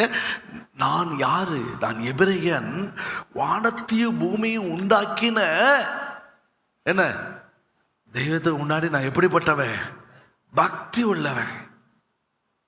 ஒன்று அவன் ஜெபம் பண்ணா இதை விட்டு வெளியே வரணும்னு, அவன் தான் 2ஆம் அதிகாரம். 4ஆம் அதிகாரத்தில் இன்னொரு ஜெபம் பண்ணா என்ன பண்ணான் சொல்லுங்களேன், யாரும் இதை சொல்றீங்க? 4ஆம் அதிகாரத்தில் ஒரு ஜெபம் பண்ணா, என்ன ஜெபம் பண்ணா சொல்லுங்க பாப்போம். பைபிளை பார்க்காம சொல்லுங்க, என்ன ஜெபம் பண்ணா? சாகணும். கரெக்டா சொல்றாங்க. ஒரு அலையிலேயே சொல்லுங்களேன். அடுத்த ஜெபம் என்ன ஜெபம்? நான் சாகணும். என்ன சாகணும்? எரிச்சல்லையே சாகணும். சாகணுங்கிறவனுக்கு ஆண்டவர் ஒரு ஆசீர்வாதத்தை தர்றாரு. ஏண்டா டே டே டே டே அப்படி சொல்லாது, நீ எவ்வளோ பக்திக்குரியவன். இந்த பாரு, உனக்கு ஒரு ஆமணுக்கு செடியை தர்றேன்னு ஒரு ஆமணுக்கு செடி முளைச்ச உடனே சாவணுங்கிற எண்ணமெல்லாம் மறந்தே போயிடுச்சு. பரவாயில்லப்பா, ஆண்டவர் தான் நிழலா இல்லாட்டாலும் இந்த செடி என் மேல எவ்வளோ கருணை வச்சிருக்குது இல்ல, எவ்வளோ சந்தோஷம். ஆமனுக்கு நிமித்தம் அவனுக்கு என்ன? நீ ஆண்டவருக்குள்ள சந்தோஷப்படக்கூடியது நீ இங்கே சந்தோஷப்படுற. உனக்கு ஒரு ஆள் கிடைச்சி போச்சுன்னு சந்தோஷப்படுறியா? ஒரு பணம் கிடைச்சி போச்சு, ஒரு வேலை கிடைச்சி போச்சுன்னு அந்த சந்தோஷத்தில் இருக்கிறியா? இரு, அது உடனே அன்னைக்கே கட்டளை இட்டார். போச்சா? அப்போ வச்சுட்டாரா? சொல்லுங்க, என்னாச்சு? அந்த ஆமனுக்கு நிமித்தம் மிகுந்த சந்தோஷப்பட்டான். அன்றைக்கு ராத்திரியே கர்த்தர் ஒரு கட்டளை இட்டார். என்ன? உங்க சந்தோஷம் எல்லாம் தேவ சமூகத்தில் தான் இருக்கணும். ஹல்லேலூயா. அவருடைய சமூகம் தான் எனக்கு பரிபூரண ஆனந்தமும் நித்திய பேரின்பமா இருக்கு. அவருடைய சமூகத்தில் அவருடைய சமூகத்தில் பேரின்ப நதியினால் அவருடைய தாகத்தை நீர் என்ன செய்கிறீர்? தீர்க்கிறீர். சமூகத்தின் சந்தோஷம் தான் நமக்கு ஆறுதல். இப்படிப்பட்டவன் பாருங்களேன், இவன் சாகணும்னு சொல்லி ஜெபம் பண்ணா. நீ சாக வேண்டாம், வெயில், ஏன்னா வெயில் உஷ்டம் வேற அடிக்க ஆரம்பிக்குது. அடிக்கிற நேரத்தில் இப்படி ஒரு ஆசீர்வாதம், இந்த கஷ்டமான நேரத்தில் இவ்வளவு பெரிய நன்மை, பெரிய சந்தோஷம். இப்ப ஜபம் மறந்து போச்சு, சாவணுங்கிறது மறந்து போச்சு. அப்பா வாழணும். திடீர்னு பார்த்தா இந்த ஆமனுக்கு செடி போன உடனே ஒரே நாளையில ஒரு நாள் சந்தோஷம் போச்சு. போச்ச உடனே இப்ப என்ன ஆகி போச்சு? அவன் இப்ப என்ன சொல்றான்? பக்தி உள்ளவன். வானத்தை பூமி உண்டாக்குன, நல்லா பதிக்கணும். 1:9 வாசிக்கிற, வானத்தை பூமி உண்டாக்கின தெய்வத்துக்கு முன்பாக நான் எப்படிப்பட்டவன்? பக்தி உள்ளவன். பக்தி உள்ளவன் ஜெபிக்கிறான் பாருங்க. பக்தி உள்ளவனா அவன் பண்றத பாருங்க. கடைசியில் என்ன சொல்றான்? இப்போ எரிச்சல் வந்துருச்சு. எரிச்சல் வந்த உடனே அது தனியன மாதிரி இல்லை, எரிச்சல் வரும். ஆனா சூரியன் அஸ்தமிக்கிறதுக்கு முன்னாடி என்ன செஞ்சிடணும்? தணிஞ்சிடணும். அதான் எபேசில வாசிக்கிறீங்க, சூரியன் நீங்க கோபம் கொண்டாலும் பாவம் செய்யாதிருங்க. சூரியன் அஸ்தமிப்பதற்கு முன்பதாக, எபேசியர் 4:26 சூரியன் அஸ்தமிக்கிறதற்கு முன்பதாக உங்கள் எரிச்சல். சிலருக்கு எப்ப பார்த்தா எரிச்சலா இருக்கு, சொல்லிக்கிட்டு இருப்பாங்க. ஒரே எரிச்சலா இருக்கு, இன்னைக்கு முழுவதும் ஒரே எரிச்சலா இருக்கு. அப்படி செத்து போவாத, பரலோகத்துக்கு போக மாட்டேன், தனிஞ்சிடணும். யோனா பரலோகத்துக்கு போனானா கர்த்தர் சொல்றாரு, யோனா நீ எவ்வளவு பக்தி உள்ளவன். கர்த்தர் பேசாம இருந்தாரா? எரிச்சல் தனியாக ஒரு சுத்திகரிப்பு கூட்டம் நடக்குது, நீ எரிச்சலா இருக்கிறது நல்லதல்ல. நான் எரிச்சலா இருக்கிறது நல்லது. இவன் சொல்றான், ஆண்டவருக்கு சொல்றாரு, என்ன சொல்ற? பக்தி உள்ளவர், ஆண்டவர் இதை பற்றியெல்லாம் ஒன்றும் பேசாதீங்க, நான் எரிச்சலா இருக்கிறது நல்லது. எவ்வளவு நாள் சொல்லுங்களேன்? சாகிற வரைக்கும் எரிச்சலா இருக்க நல்லது. இன்னொருத்தர் இருந்தான், அவனும் அப்படிதான் சொல்றான். அவன் வெகு பக்தி உள்ளவனா. எலியான ஒருத்தர் இருந்தான், அக்கினியெல்லாம் இறக்குனான். ஒரு சோதனை வந்தவன நேரா போய் என்ன செஞ்சிட்டான்? சூரச்செடி, 1 ராஜாக்கள் 19 சூரச்செடியில போய் படுத்துக்கிட்டான். நான் சாகணும். அவன் கூட என்னமோ ஆண்டவர் அவனை கூட மன்னிச்சு அந்த எலியாவை பரலோகத்துக்கு சேர்த்துக்கிட்டாரு, மாத்திட்டான். சாகணும் இவனும் சொன்னவன் தான். ஆனா இவன் எரிச்சலோட செத்து போனான். எங்க போயிருப்பான் அந்த பக்தி உள்ளவன்? சொல்லுங்க, நல்லா கவனிக்கணும். விபச்சாரம், அசுத்தம், மோகம், துரீச்ச, விக்கிரகாராதன, பொருளாசை, இதை காட்டிலும் பெரிய கொடூரமான பாவம் எரிச்சல். மறந்துடாதீங்க, இதெல்லாம் அழிச்சிடலாம், இதெல்லாம் உங்களை விட்டு அழிச்சிடலாம். இந்த எரிச்சல் என்கிறது உங்களுக்குள்ள இருக்குமானா அந்த கோபம், எரிச்சல், நாளை கண்டாலே எனக்கு பிடிக்காது, நாளை பார்த்தா இப்படி போ அப்படின்னு நீ போய்கிட்டு இருக்கிறன்னா, நீ என்னதான் சர்ச்சைக்கு நீ வந்தாலும் சரி, பைபிளை தூக்கினாலும் சரி, நீ ஆவியில் நிறைஞ்சு குதிச்சு தீர்க்க தரிசனம் சொல்லியாச்சு, ஊழியக்காரனா நான் பிரசங்கமே பண்ணாலும் அது என்னை விட்டு தனியணும், என்னை விட்டு அதை என்ன செய்யணும்? போகணும். வெகு பக்தி உள்ளவன் தான். இன்னொருத்தர் இருக்கிறான், எலியா. எங்க 1 ராஜாக்கள் 19 அவன் சொல்றான், உமக்கு முன்பாக நான் வெகு பக்தி வைராக்கியம். 1 ராஜாக்கள் 19 வாசிங்க. கர்த்தருக்காக இதை நான் வாசிச்சுட்டு நான் சிரிச்சுக்கிட்டே இருந்த காலையில யோசிச்சுட்டு என்ன வெகு பக்தி. அந்த பக்தி 2 பேரும் சொல்றாங்க. என்ன சொல்றாங்க? வெகு பக்தியா இருந்த சாகணும். சோதனை வந்த உடனே, சில கஷ்டங்கள் வந்த உடனே, நல்லா செய்யும் போதெல்லாம் உற்சாகமான ஊழியம் தான். சில பிரச்சனைகள் வந்த உடனே அவ்வளோதான், முடிஞ்சு போச்சு. ஒரு காலத்தில் நாங்கள் என்ன கஷ்டப்பட்டோம் தெரியுமா? அதை பேசுவாங்க. வெகு பக்தி வைராக்கியமா இருந்தேன், இருந்தேன், செய்தேன், பண்ணினேன், நடந்தேன், ஒப்படைத்தேன். அதுதான் கடந்த இப்ப எப்படி இருக்கிற? இப்ப எப்படி இருக்கிற? சாகனெல்லாம் சொல்லிக்கிட்டு இருக்கிற? சீக்கிரம் நான் பரிசுத்தப்படுத்தி சேர்த்து கிடைச்ச போக மாட்டேன். இப்படியே இருந்தாச்சான். இந்த எரிச்சலோடும், இந்த கோபத்தோடும், இந்த பகையோடும் உள்ள கசப்போடு இருந்துச்சுன்னா பல்லது ஆண்டவருடைய சமூகத்தில் கதறணும். ஆண்டவர், நான் அல்ல, இப்போ கிறிஸ்துவை நான் இப்போ ஆதாயப்படுத்தி கொண்டேன், நான் அல்ல கிறிஸ்து என்கிற இடத்துக்கு வந்துடணும். அதான் கலாத்தியர் 2:20 வாசிங்க. நான் அல்ல, இப்போ என்னது வாசிங்க, இப்போ பிழைத்திருக்கேன், நான் கிறிஸ்துவை எனக்குள். முன்னாடி பிழைச்சிருந்தது என்ன? லாபமா நினைச்ச 7 காரியங்கள், அதுதான் எனக்குள்ள இருந்து பெருமை பாராட்டிக்கிட்டு இருந்துச்சு. அந்த பிலிப்பியர்ல வாசிச்ச வசனத்தின்படி அதுதான் எனக்குள்ள பெருமை பாராட்டிக்கிட்டு இருந்தது. அதை பற்றி தான் நான் பெருமையா எண்ணிக்கொண்டிருந்தேன். ஆனா இப்ப அப்படி இல்லை, எல்லாம் போச்சு, அகற்றிட்டேன். இப்போ யோபு போல கையினால் என் வாயை பொத்தி கொண்டிருக்கிறேன். 30ஆம் அதிகாரம், யோபு 30ஆம் அதிகாரம் முழுவதும் நீங்க வீட்டில் வாசிச்சு பாருங்க. யோபு 31ஆம் அதிகாரம் முழுவதும் வீட்டில் 1ஆம் வசனத்திலிருந்து கடைசி வரைக்கும் வாசிச்சு பாருங்க. அவன் பேசுற பேச்ச பாருங்க. ஒரு 1ஆம் வசனத்தில் ஆரம்பிக்கிறாரு. யோபு 31ஆம் அதிகாரத்தை நீங்க வாசிச்சு பாருங்க, 31ஆம் அதிகாரத்தை வாசிச்சு பாருங்க. என்ன சொல்றேன்? என் கண்களோடு உடன்படிக்கை பண்ண எப்படி நான் நினைவா இருப்பேன். அவன் ஒன்னொன்னா சொல்றான். நான் என் நடைகளெல்லாம் நீர் எண்ணுகிறீரு. என் கால் கபடி செய்ய விரிச்சதோ தீ விரிச்சதோ ஏது? யோபு அந்த 31ஆம் அதிகாரம் முழுவதும் அவன் பெருமையா தான் செய்த நீதியோ, ஒருத்தருக்கு நான் பண்றது கண்ணில்லாதவருக்கு நான் கண்ணா இருந்தேன், நான் கால் இல்லாதவருக்கு நான் காலா இருந்தேன், அவங்க தூக்கிலாம் சுமந்துக்கிட்டு போனேன் சொல்லிட்டு 32ஆம் அதிகாரம் 1ஆம் வசனத்தை வாசிச்சு பாருங்க. யோபு தன் பார்வைக்கு, அதுதான் விஷயம், யாருடைய தேவனுடைய பார்வைக்கு இல்ல. அந்த 31ஆம் அதிகாரத்துல தன் பார்வைக்கு அவன் நீதிமான் தான். என்னை பற்றி எல்லாம் பட்டியல் போட்டு காட்டுவாங்க. நான் அதை செய்தேன், நான் இதை செய்தேன். இதெல்லாம் உனக்குள்ள இருக்கிற வரைக்கும் நன்மைங்கிறது உனக்குள்ள வாசமா இருக்காது.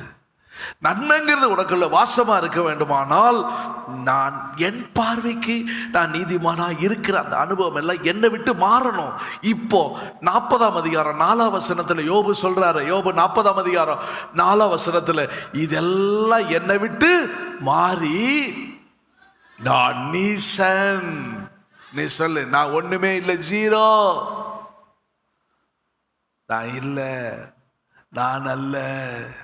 உமக்கு முன்பாக மறுஉத்தரவு என்ன சொல்வேன்? என் கையினால் என் வாயை பேசாம அமைதியாரு. நான் எப்படியெல்லாம் கஷ்டப்பட்டேன் தெரியுமா? இப்படியெல்லாம் கஷ்டப்பட்டேன், இப்படி ஊழியம் செய்து அப்படி ஊழியம் செஞ்ச என்ன பேர் கிடைச்ச? உனக்கு என்ன பேர் கிடைக்கணும்? என்ன பேர் கிடைக்கணும்? அப்ப நானுங்கிறது உனக்குள்ள வேலை செய்ய, உனக்குள்ள நன்மை வராது. இனி அடுத்தது இனி என்ன செய்யக்கூடாதுன்னு நினைச்சுன்னா உனக்குள்ள இருக்கிற பாவம் நற்கிரிகளை செய்ய விடாது. ஒண்ணு முன்னாடி செஞ்ச நீ செய்ய மாட்டேன் தான் எனக்குள்ள தீர்மானம் பண்ணி இருக்கிற, அப்படின்னா பாவம் உனக்குள்ள நல்ல ஸ்ட்ராங்கா குடி இருக்குது. இப்ப நான் அல்ல, நான் நீசன். அப்படி தன்னை தாழ்த்தினதுனால கடைசி அதிகாரம் 10ஆம் வசனத்துல யோபு சிறையிருப்பு மாறிடுச்சு. அந்த இடத்துக்கு வரணும். நீங்க வந்தாதான் அந்த சிறையிருப்பு மாறும். கர்த்தர் அவன் சிறையிருப்பை மாற்றினார். ஒரு அல்லேலூயா சொல்லுங்களேன். இல்லை என்றால் நீங்கள் சிறைக்குள்ள இருக்கிற மாதிரி தான் இருப்பீங்க. போதும், உங்க வாழ்க்கையில ஒரு நன்மையான காரியம் வெளிச்சம் கொடுக்க முடியாது. வெளிச்சம் கொடுக்கிற இடத்துல நீங்க கடந்து வர முடியவே முடியாது. ஆகையினால உங்களுடைய வாழ்க்கையில வெளிச்ச நற்கிரியைகள் உங்களுக்குள்ள உண்டாக வேண்டுமானால் வாசிங்க. வாங்க, அடுத்தது இடத்துக்கு வாங்க. என்ன 4ஆம் அதிகாரத்தில் என்ன வாசிக்கிறீங்க? என்ன வாசி? வெளிச்சம் கொடுக்கறதுக்கு அடுத்த நம்ம செய்யற காரியங்கள் என்ன சொல்லுங்க? என்ன செய்யணும்? வெளிச்சம் கொடுக்க நற்கிரியைகள் நமக்குள்ளே காணப்படும். அதான் பிலிப்பியர் 1ஆம் அதிகாரத்திலையும் பவுல் பிலிப்பியருக்கு நிருபத்தை எழுதும் போது 5ஆம் வசனத்துல வாசிக்கிறோம். உங்களில் நற்கிரியை தொடங்கினவர் இயேசு கிறிஸ்து நாள் வரியந்தம் முடிய முடிய வல்லவராயிருக்கிறார் என்று அறிந்தவர்கள் நற்கிரியை நமக்குள்ள துவைக்கிறார். எப்போ? இயேசு கிறிஸ்து மத்திய ஆகாயத்தில் வெளிப்படுற வரைக்கும், அல்லது இந்த உலகத்தில் என்னுடைய வாழ்க்கை முடிகிற வரைக்கும் நன்மை செய்யணுங்கிற எண்ணம் எனக்குள்ள இருக்கணும். என்னதான் யார் செய்தாலும் நான் செய்ய வேண்டிய செய்கிறேன். ஏன் செய்கிறீங்க? சில கேட்பாங்க, என்ன க்ளோரியஸ் பண்ண நான் விரும்பலை, தாழ்த்துக்கிறேன், என்ன சொல்லிட்டு போகிறாங்க. ஏன் நீங்கள் போகிறீங்க? ஏன் அப்படி செய்கிறீங்க? ஏன் இப்படி செய்கிறீங்க? ஏன் கடைக்கு போகிறீங்க? ஏன் கிச்சனில் செய்கிறீங்க? ஏன் இந்த மாதிரி நீங்கள் செய்யணுமா? அந்த மாதிரி எனக்குள்ள செய்தவர் ஸ்டாப் ஆகிடக்கூடாது. ஸ்டாப் ஆகிடக்கூடாது. நான் பாஸ்டர், ஒரு பாஸ்டர் என்னோட பேசிக்கிட்டு இருக்கும்போது சொன்னார், பாஸ்டர் பிரதர்ஸாக இருக்கிறாங்க, அவங்களுக்கு எல்டருங்கிற ஸ்தானம் வரும்போது அந்த சின்ன ஊழியக்காரராக இருந்த அந்த ஊழியங்களை நிறுத்திடுறாங்க, முடிஞ்சு போச்சு. அடுத்தது எல்டராக இருக்கு, கொஞ்ச நாள் கழிச்சவன பாஸ்டர்னு சொல்லிருங்க, எல்லாம் அரெஸ்ட் ஆயிருது. அவங்க ஊழியமெல்லாம் நின்றுது, ஊழியக்காரங்களுக்கு அந்த ஊழியமெல்லாம் நின்றுருது. ஏன்னா நான் பாஸ்டர். இனி நான் அந்த பிரசங்கம் பண்ணுற நேரத்துக்கு தான் வருவேன், பிரசங்கம் முடிப்பேன், போயிடுவேன். பைபிள் கூட தூக்க மாட்டேன், அதை தூக்கிட்டு வரணும். பாஸ்டர், அதனால எனக்கு இப்படி. இங்கே நம்ம சபையில் இல்லை, வெளியில் இருக்கிற இடங்கள்ல என்ன பாஸ்டர், அதெல்லாம் முடிஞ்சிருச்சு. இல்லை, நான் எப்பொழுது ஆரம்பத்தில் இருந்தேனோ அந்த ஆரம்பத்தில் எனக்குள்ள தொடங்குற காலத்தில் எப்படி இருக்கிறோம் முடிகிற வரைக்கும். PM தாமஸ்ங்கிற பாஸ்டர் அடிக்கடி சொல்லுவார், நேற்றைக்கு தான் நீ ஊழியத்துக்கு வந்தேன்னு நினை, உன் வாழ்க்கையில் எந்த வல்லமையும் உன்னை மேற்க முடியும். நேற்றைக்கு ஊழியத்துக்கு வந்த நாட்கள் எப்படி இருந்த, எப்படி தாழ்ந்து போன, எப்படி யாரெல்லாம் என்ன பேசுகிறாலும் அமைதியாக போன, அமைதியாக செய்த, அதை மாதிரியே நினச்சிக்கிட்டே இரு, ஊழியத்தில் பிரகாசிக்க முடியும். அதுதான் என்னை இந்த மேலே உள்ள சீப் பொசிஷனில் என்னை கொண்டு வந்து நிறுத்திச்சு. நான் பாஸ் ஆகிட்டேன், எனக்கு துணி துவைச்சு கொடுக்கறதுக்கு ஆள் இல்லை, நான் பாஸ் ஆகிட்டேன், எனக்கு அயன் பண்ணி கொடுக்க எல்லாமே முன்னாடி இருந்து இப்போ இல்லை. ஏன்னா அந்த பொசிஷன் வந்த உடனே அந்த ஊழியமெல்லாம் பிரேக் ஆயிடுச்சு. நற்கிரியை தொடங்கினவர் முடிகிற வரைக்கும் நான் அப்படி இருப்பேன். ஒரு கூட்ட பரிசுத்தவான்கள், ஒரு கூட்டத்தாருடைய வாழ்க்கை அப்படிதான் ஓடிக்கொண்டே இருந்துச்சு. அதனால நன்மை உங்களுக்குள்ள வாசமாக இருக்கணும்னா நான் அல்ல, அந்த இடத்துல விட்டுட்டு நான் அல்ல கிறிஸ்துங்கிற இடத்துல வரணும். நானுங்கிற யோபை போல, நானுங்கிறதான அந்த பவுல் சொல்லி கொண்டிருந்தது போல, நான் பக்திக்குரியவன் சொல்லிட்டு எரிச்சலோடு செத்தான அந்த யோனாவை போல சாகிற வரைக்கும். அப்ப யோனா எரிச்சலே செத்து போனான். அப்படி இருக்கக்கூடாது. மனம் திரும்பி வெகு பக்தி வைராக்கியம் உள்ளவனாக இருந்தும் நான் சாகணும்னு கிடந்த எலியாவை போல இருந்து, எப்படி எலியாவை மன்னிச்சு ஆண்டவர் சேர்த்துக்கிட்டார், அது ஒரு பக்கம் எடுத்துக்கிட்டாலும் யோனா போச்சே, அந்த பக்தி வீணா போச்சே, ஊழிய வீணா போச்சே, ஜப வீணா போச்சே. இல்லை, நம்முடைய தேவ சமூகத்தை ரொம்ப ஜாக்கிரதையாக இருக்கணும். நாம் நன்மை செய்கிறவர்களா இன்றைக்கு இந்த மாலை வேளையில் நம்முடைய கண்களை ஓடி, ஆண்டவரே எரிச்சல் என்று எனக்குள்ள இருக்குமானால் எல்லாவற்றையும் என்னை விட்டு அகற்றி போடுங்க. இந்த நான்கு, அதனால தான் உம்முடைய சமூகத்தில் நான் பிரகாசிக்க முடியாதபடிக்கு எனக்குள்ளே அவைகள் தடை இருக்குது. ரட்சிப்பு முதல் ஆண்டவராகிய இயேசு கிறிஸ்துவின் வருகைகளை எடுத்துக்கொள்ளப்படுகிற வரைக்கும், அந்த நாள் வரைக்கும் என்னை ரட்சித்தாரே, வேறுபதித்தார், சத்தியத்துக்கு கீழ்ப்படியை செய்தார், அபிஷேகித்தார். ஒவ்வொரு பாதையிலே கடந்து வந்து ரட்சிப்பின் பூரண இலக்கை நான் அடைகிற வரைக்கும் ஆண்டவர் என்ற ஓட்டத்தில் நாங்கள் ஓடணும். நான் என்று சுய அழிக்கப்படணும். நீங்க உங்களுடைய நற்கிரியைகள் மனுஷருக்கு முன்பாக பிரகாசிக்கப்படணும். ஆண்டவரே, இந்த குத்து விளக்கான மாற்றணும். ஆண்டவரே, எல்லாரும் கரங்களை தட்டி, ஆண்டவர் அந்த கிருபை எனக்கு தாங்க, ஷாபாலம் அந்த வல்லமை எனக்கு தாங்க. இப்பொழுது தேவ கிருபையினால் அவைகளை அழிப்போம். இப்போவே தேவ வல்லமையினால் அவைகளை அழிப்போம். அபிஷேகத்தினால் அவைகளை கீழ்ப்படுத்துவோம். இன்றையோடு நான் சார வரைக்கும் பேச மாட்டேன். நான் இருந்த நாள் வரைக்கும் நான் இப்படி ஒரு தீர்மானம் பண்ணியிருக்கிறேன். அதெல்லாம் நான்கிறது அழியட்டும். ஆராபாலா பாலா பாலா கரபாலா ஷலபானோ தீனானா சிலுவையிலே அறையுண்டு ஜீவிக்கிறே அனுதினம் நான் சிலுவையிலே அறையுண்டு ஜீவிக்கிறே மரித்தவனா திரு சித்தமே நிறைவேற்றுவதே ஆகாரமே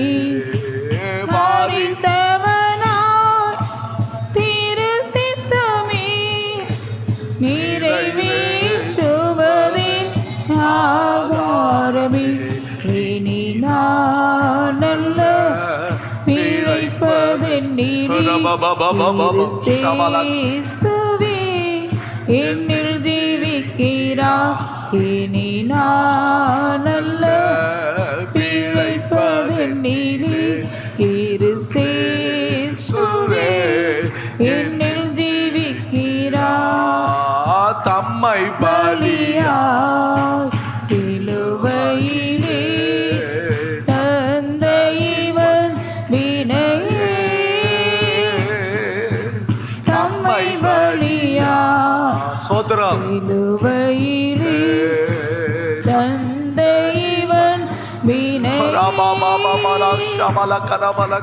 நினைக்கையிலே அகந்தானிலே எனக்கோர் மேன்மை வேறில்லையே.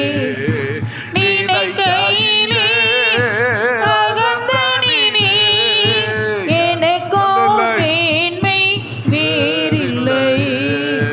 தம்மை பலியாய் சிலுவையிலே தந்த இவன் வினையே தம்மை பலியாய் சிலுவையிலே தந்த இவன் வினையே நினைக்கையிலே அகந்தானிலே எனக்கோர் மேன்மை வேறில்லையே. நினைக்கையிலே அகந்தானிலே எனக்கோர் மேன்மை வேறில்லையே. நினைக்கையிலே அகந்தானிலே எனக்கோர் மேன்மை வேறில்லையே.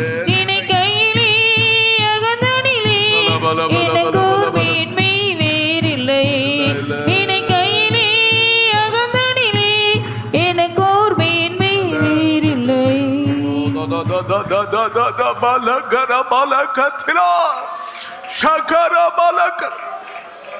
நம்முடைய வேண்மையை வெறுக்க வெறுக்க வெறுக்க தேவ வல்லமை உங்களை நிரப்பிக் கொண்டே இருக்கும். பரிசுத்த ஆவியானவர் உங்களை அபிஷேகித்துக் கொண்டே இருப்பார். என்னுடைய தகப்பனார் அடிக்கடி சொல்லுவார், பரிசுத்த ஆவிக்காக கடற்கரை ஓரத்தில் பாஸ்டர் ராபர்ட்சன்கிற பாஸ்டர் கூட்டி கொண்டு போய் கடற்கரை ஓரத்தில் ஜெபிக்க போயிருந்தாங்களாம்.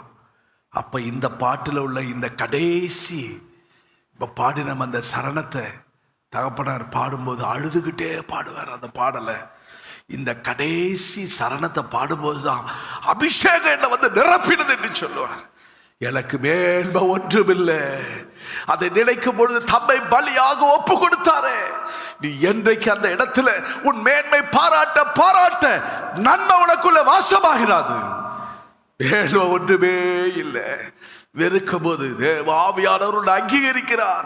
கிறிஸ்துவின் ஜீவன் உனக்குள்ளே, தேவனுடைய ஜீவன், கிறிஸ்துவின் ஜீவன், பரிசுத்த ஆவியின் பரிபூரண ஜீவனால் நீ நிரப்பப்பட்டு கொண்டே இருக்கிறாய். கரங்களை தட்டி ஆண்டவர் அந்த ஜீவனால் எங்களை நிரப்பணும்.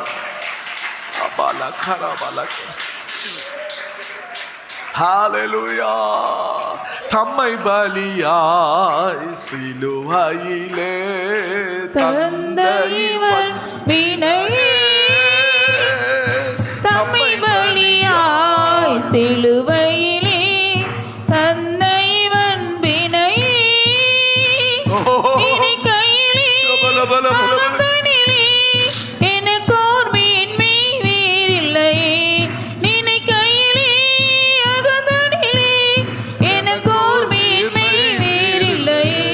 தம்மை பலியாய் சிலுவையிலே தந்த இவன் வினையே தம்மை பலியாய் சிலுவையிலே தந்த இவன் வினையே நினைக்கையிலே அகந்தானிலே எனக்கோர் மேன்மை வேறில்லையே. நினைக்கையிலே அகந்தானிலே எனக்கோர் மேன்மை வேறில்லையே. நினைக்கையிலே அகந்தானிலே எனக்கோர் மேன்மை வேறில்லையே. நினைக்கையிலே அகந்தானிலே எனக்கோர் மேன்மை வேறில்லையே. நினைக்கையிலே அகந்தானிலே எனக்கோர் மேன்மை வேறில்லையே. Hallelujah, hallelujah.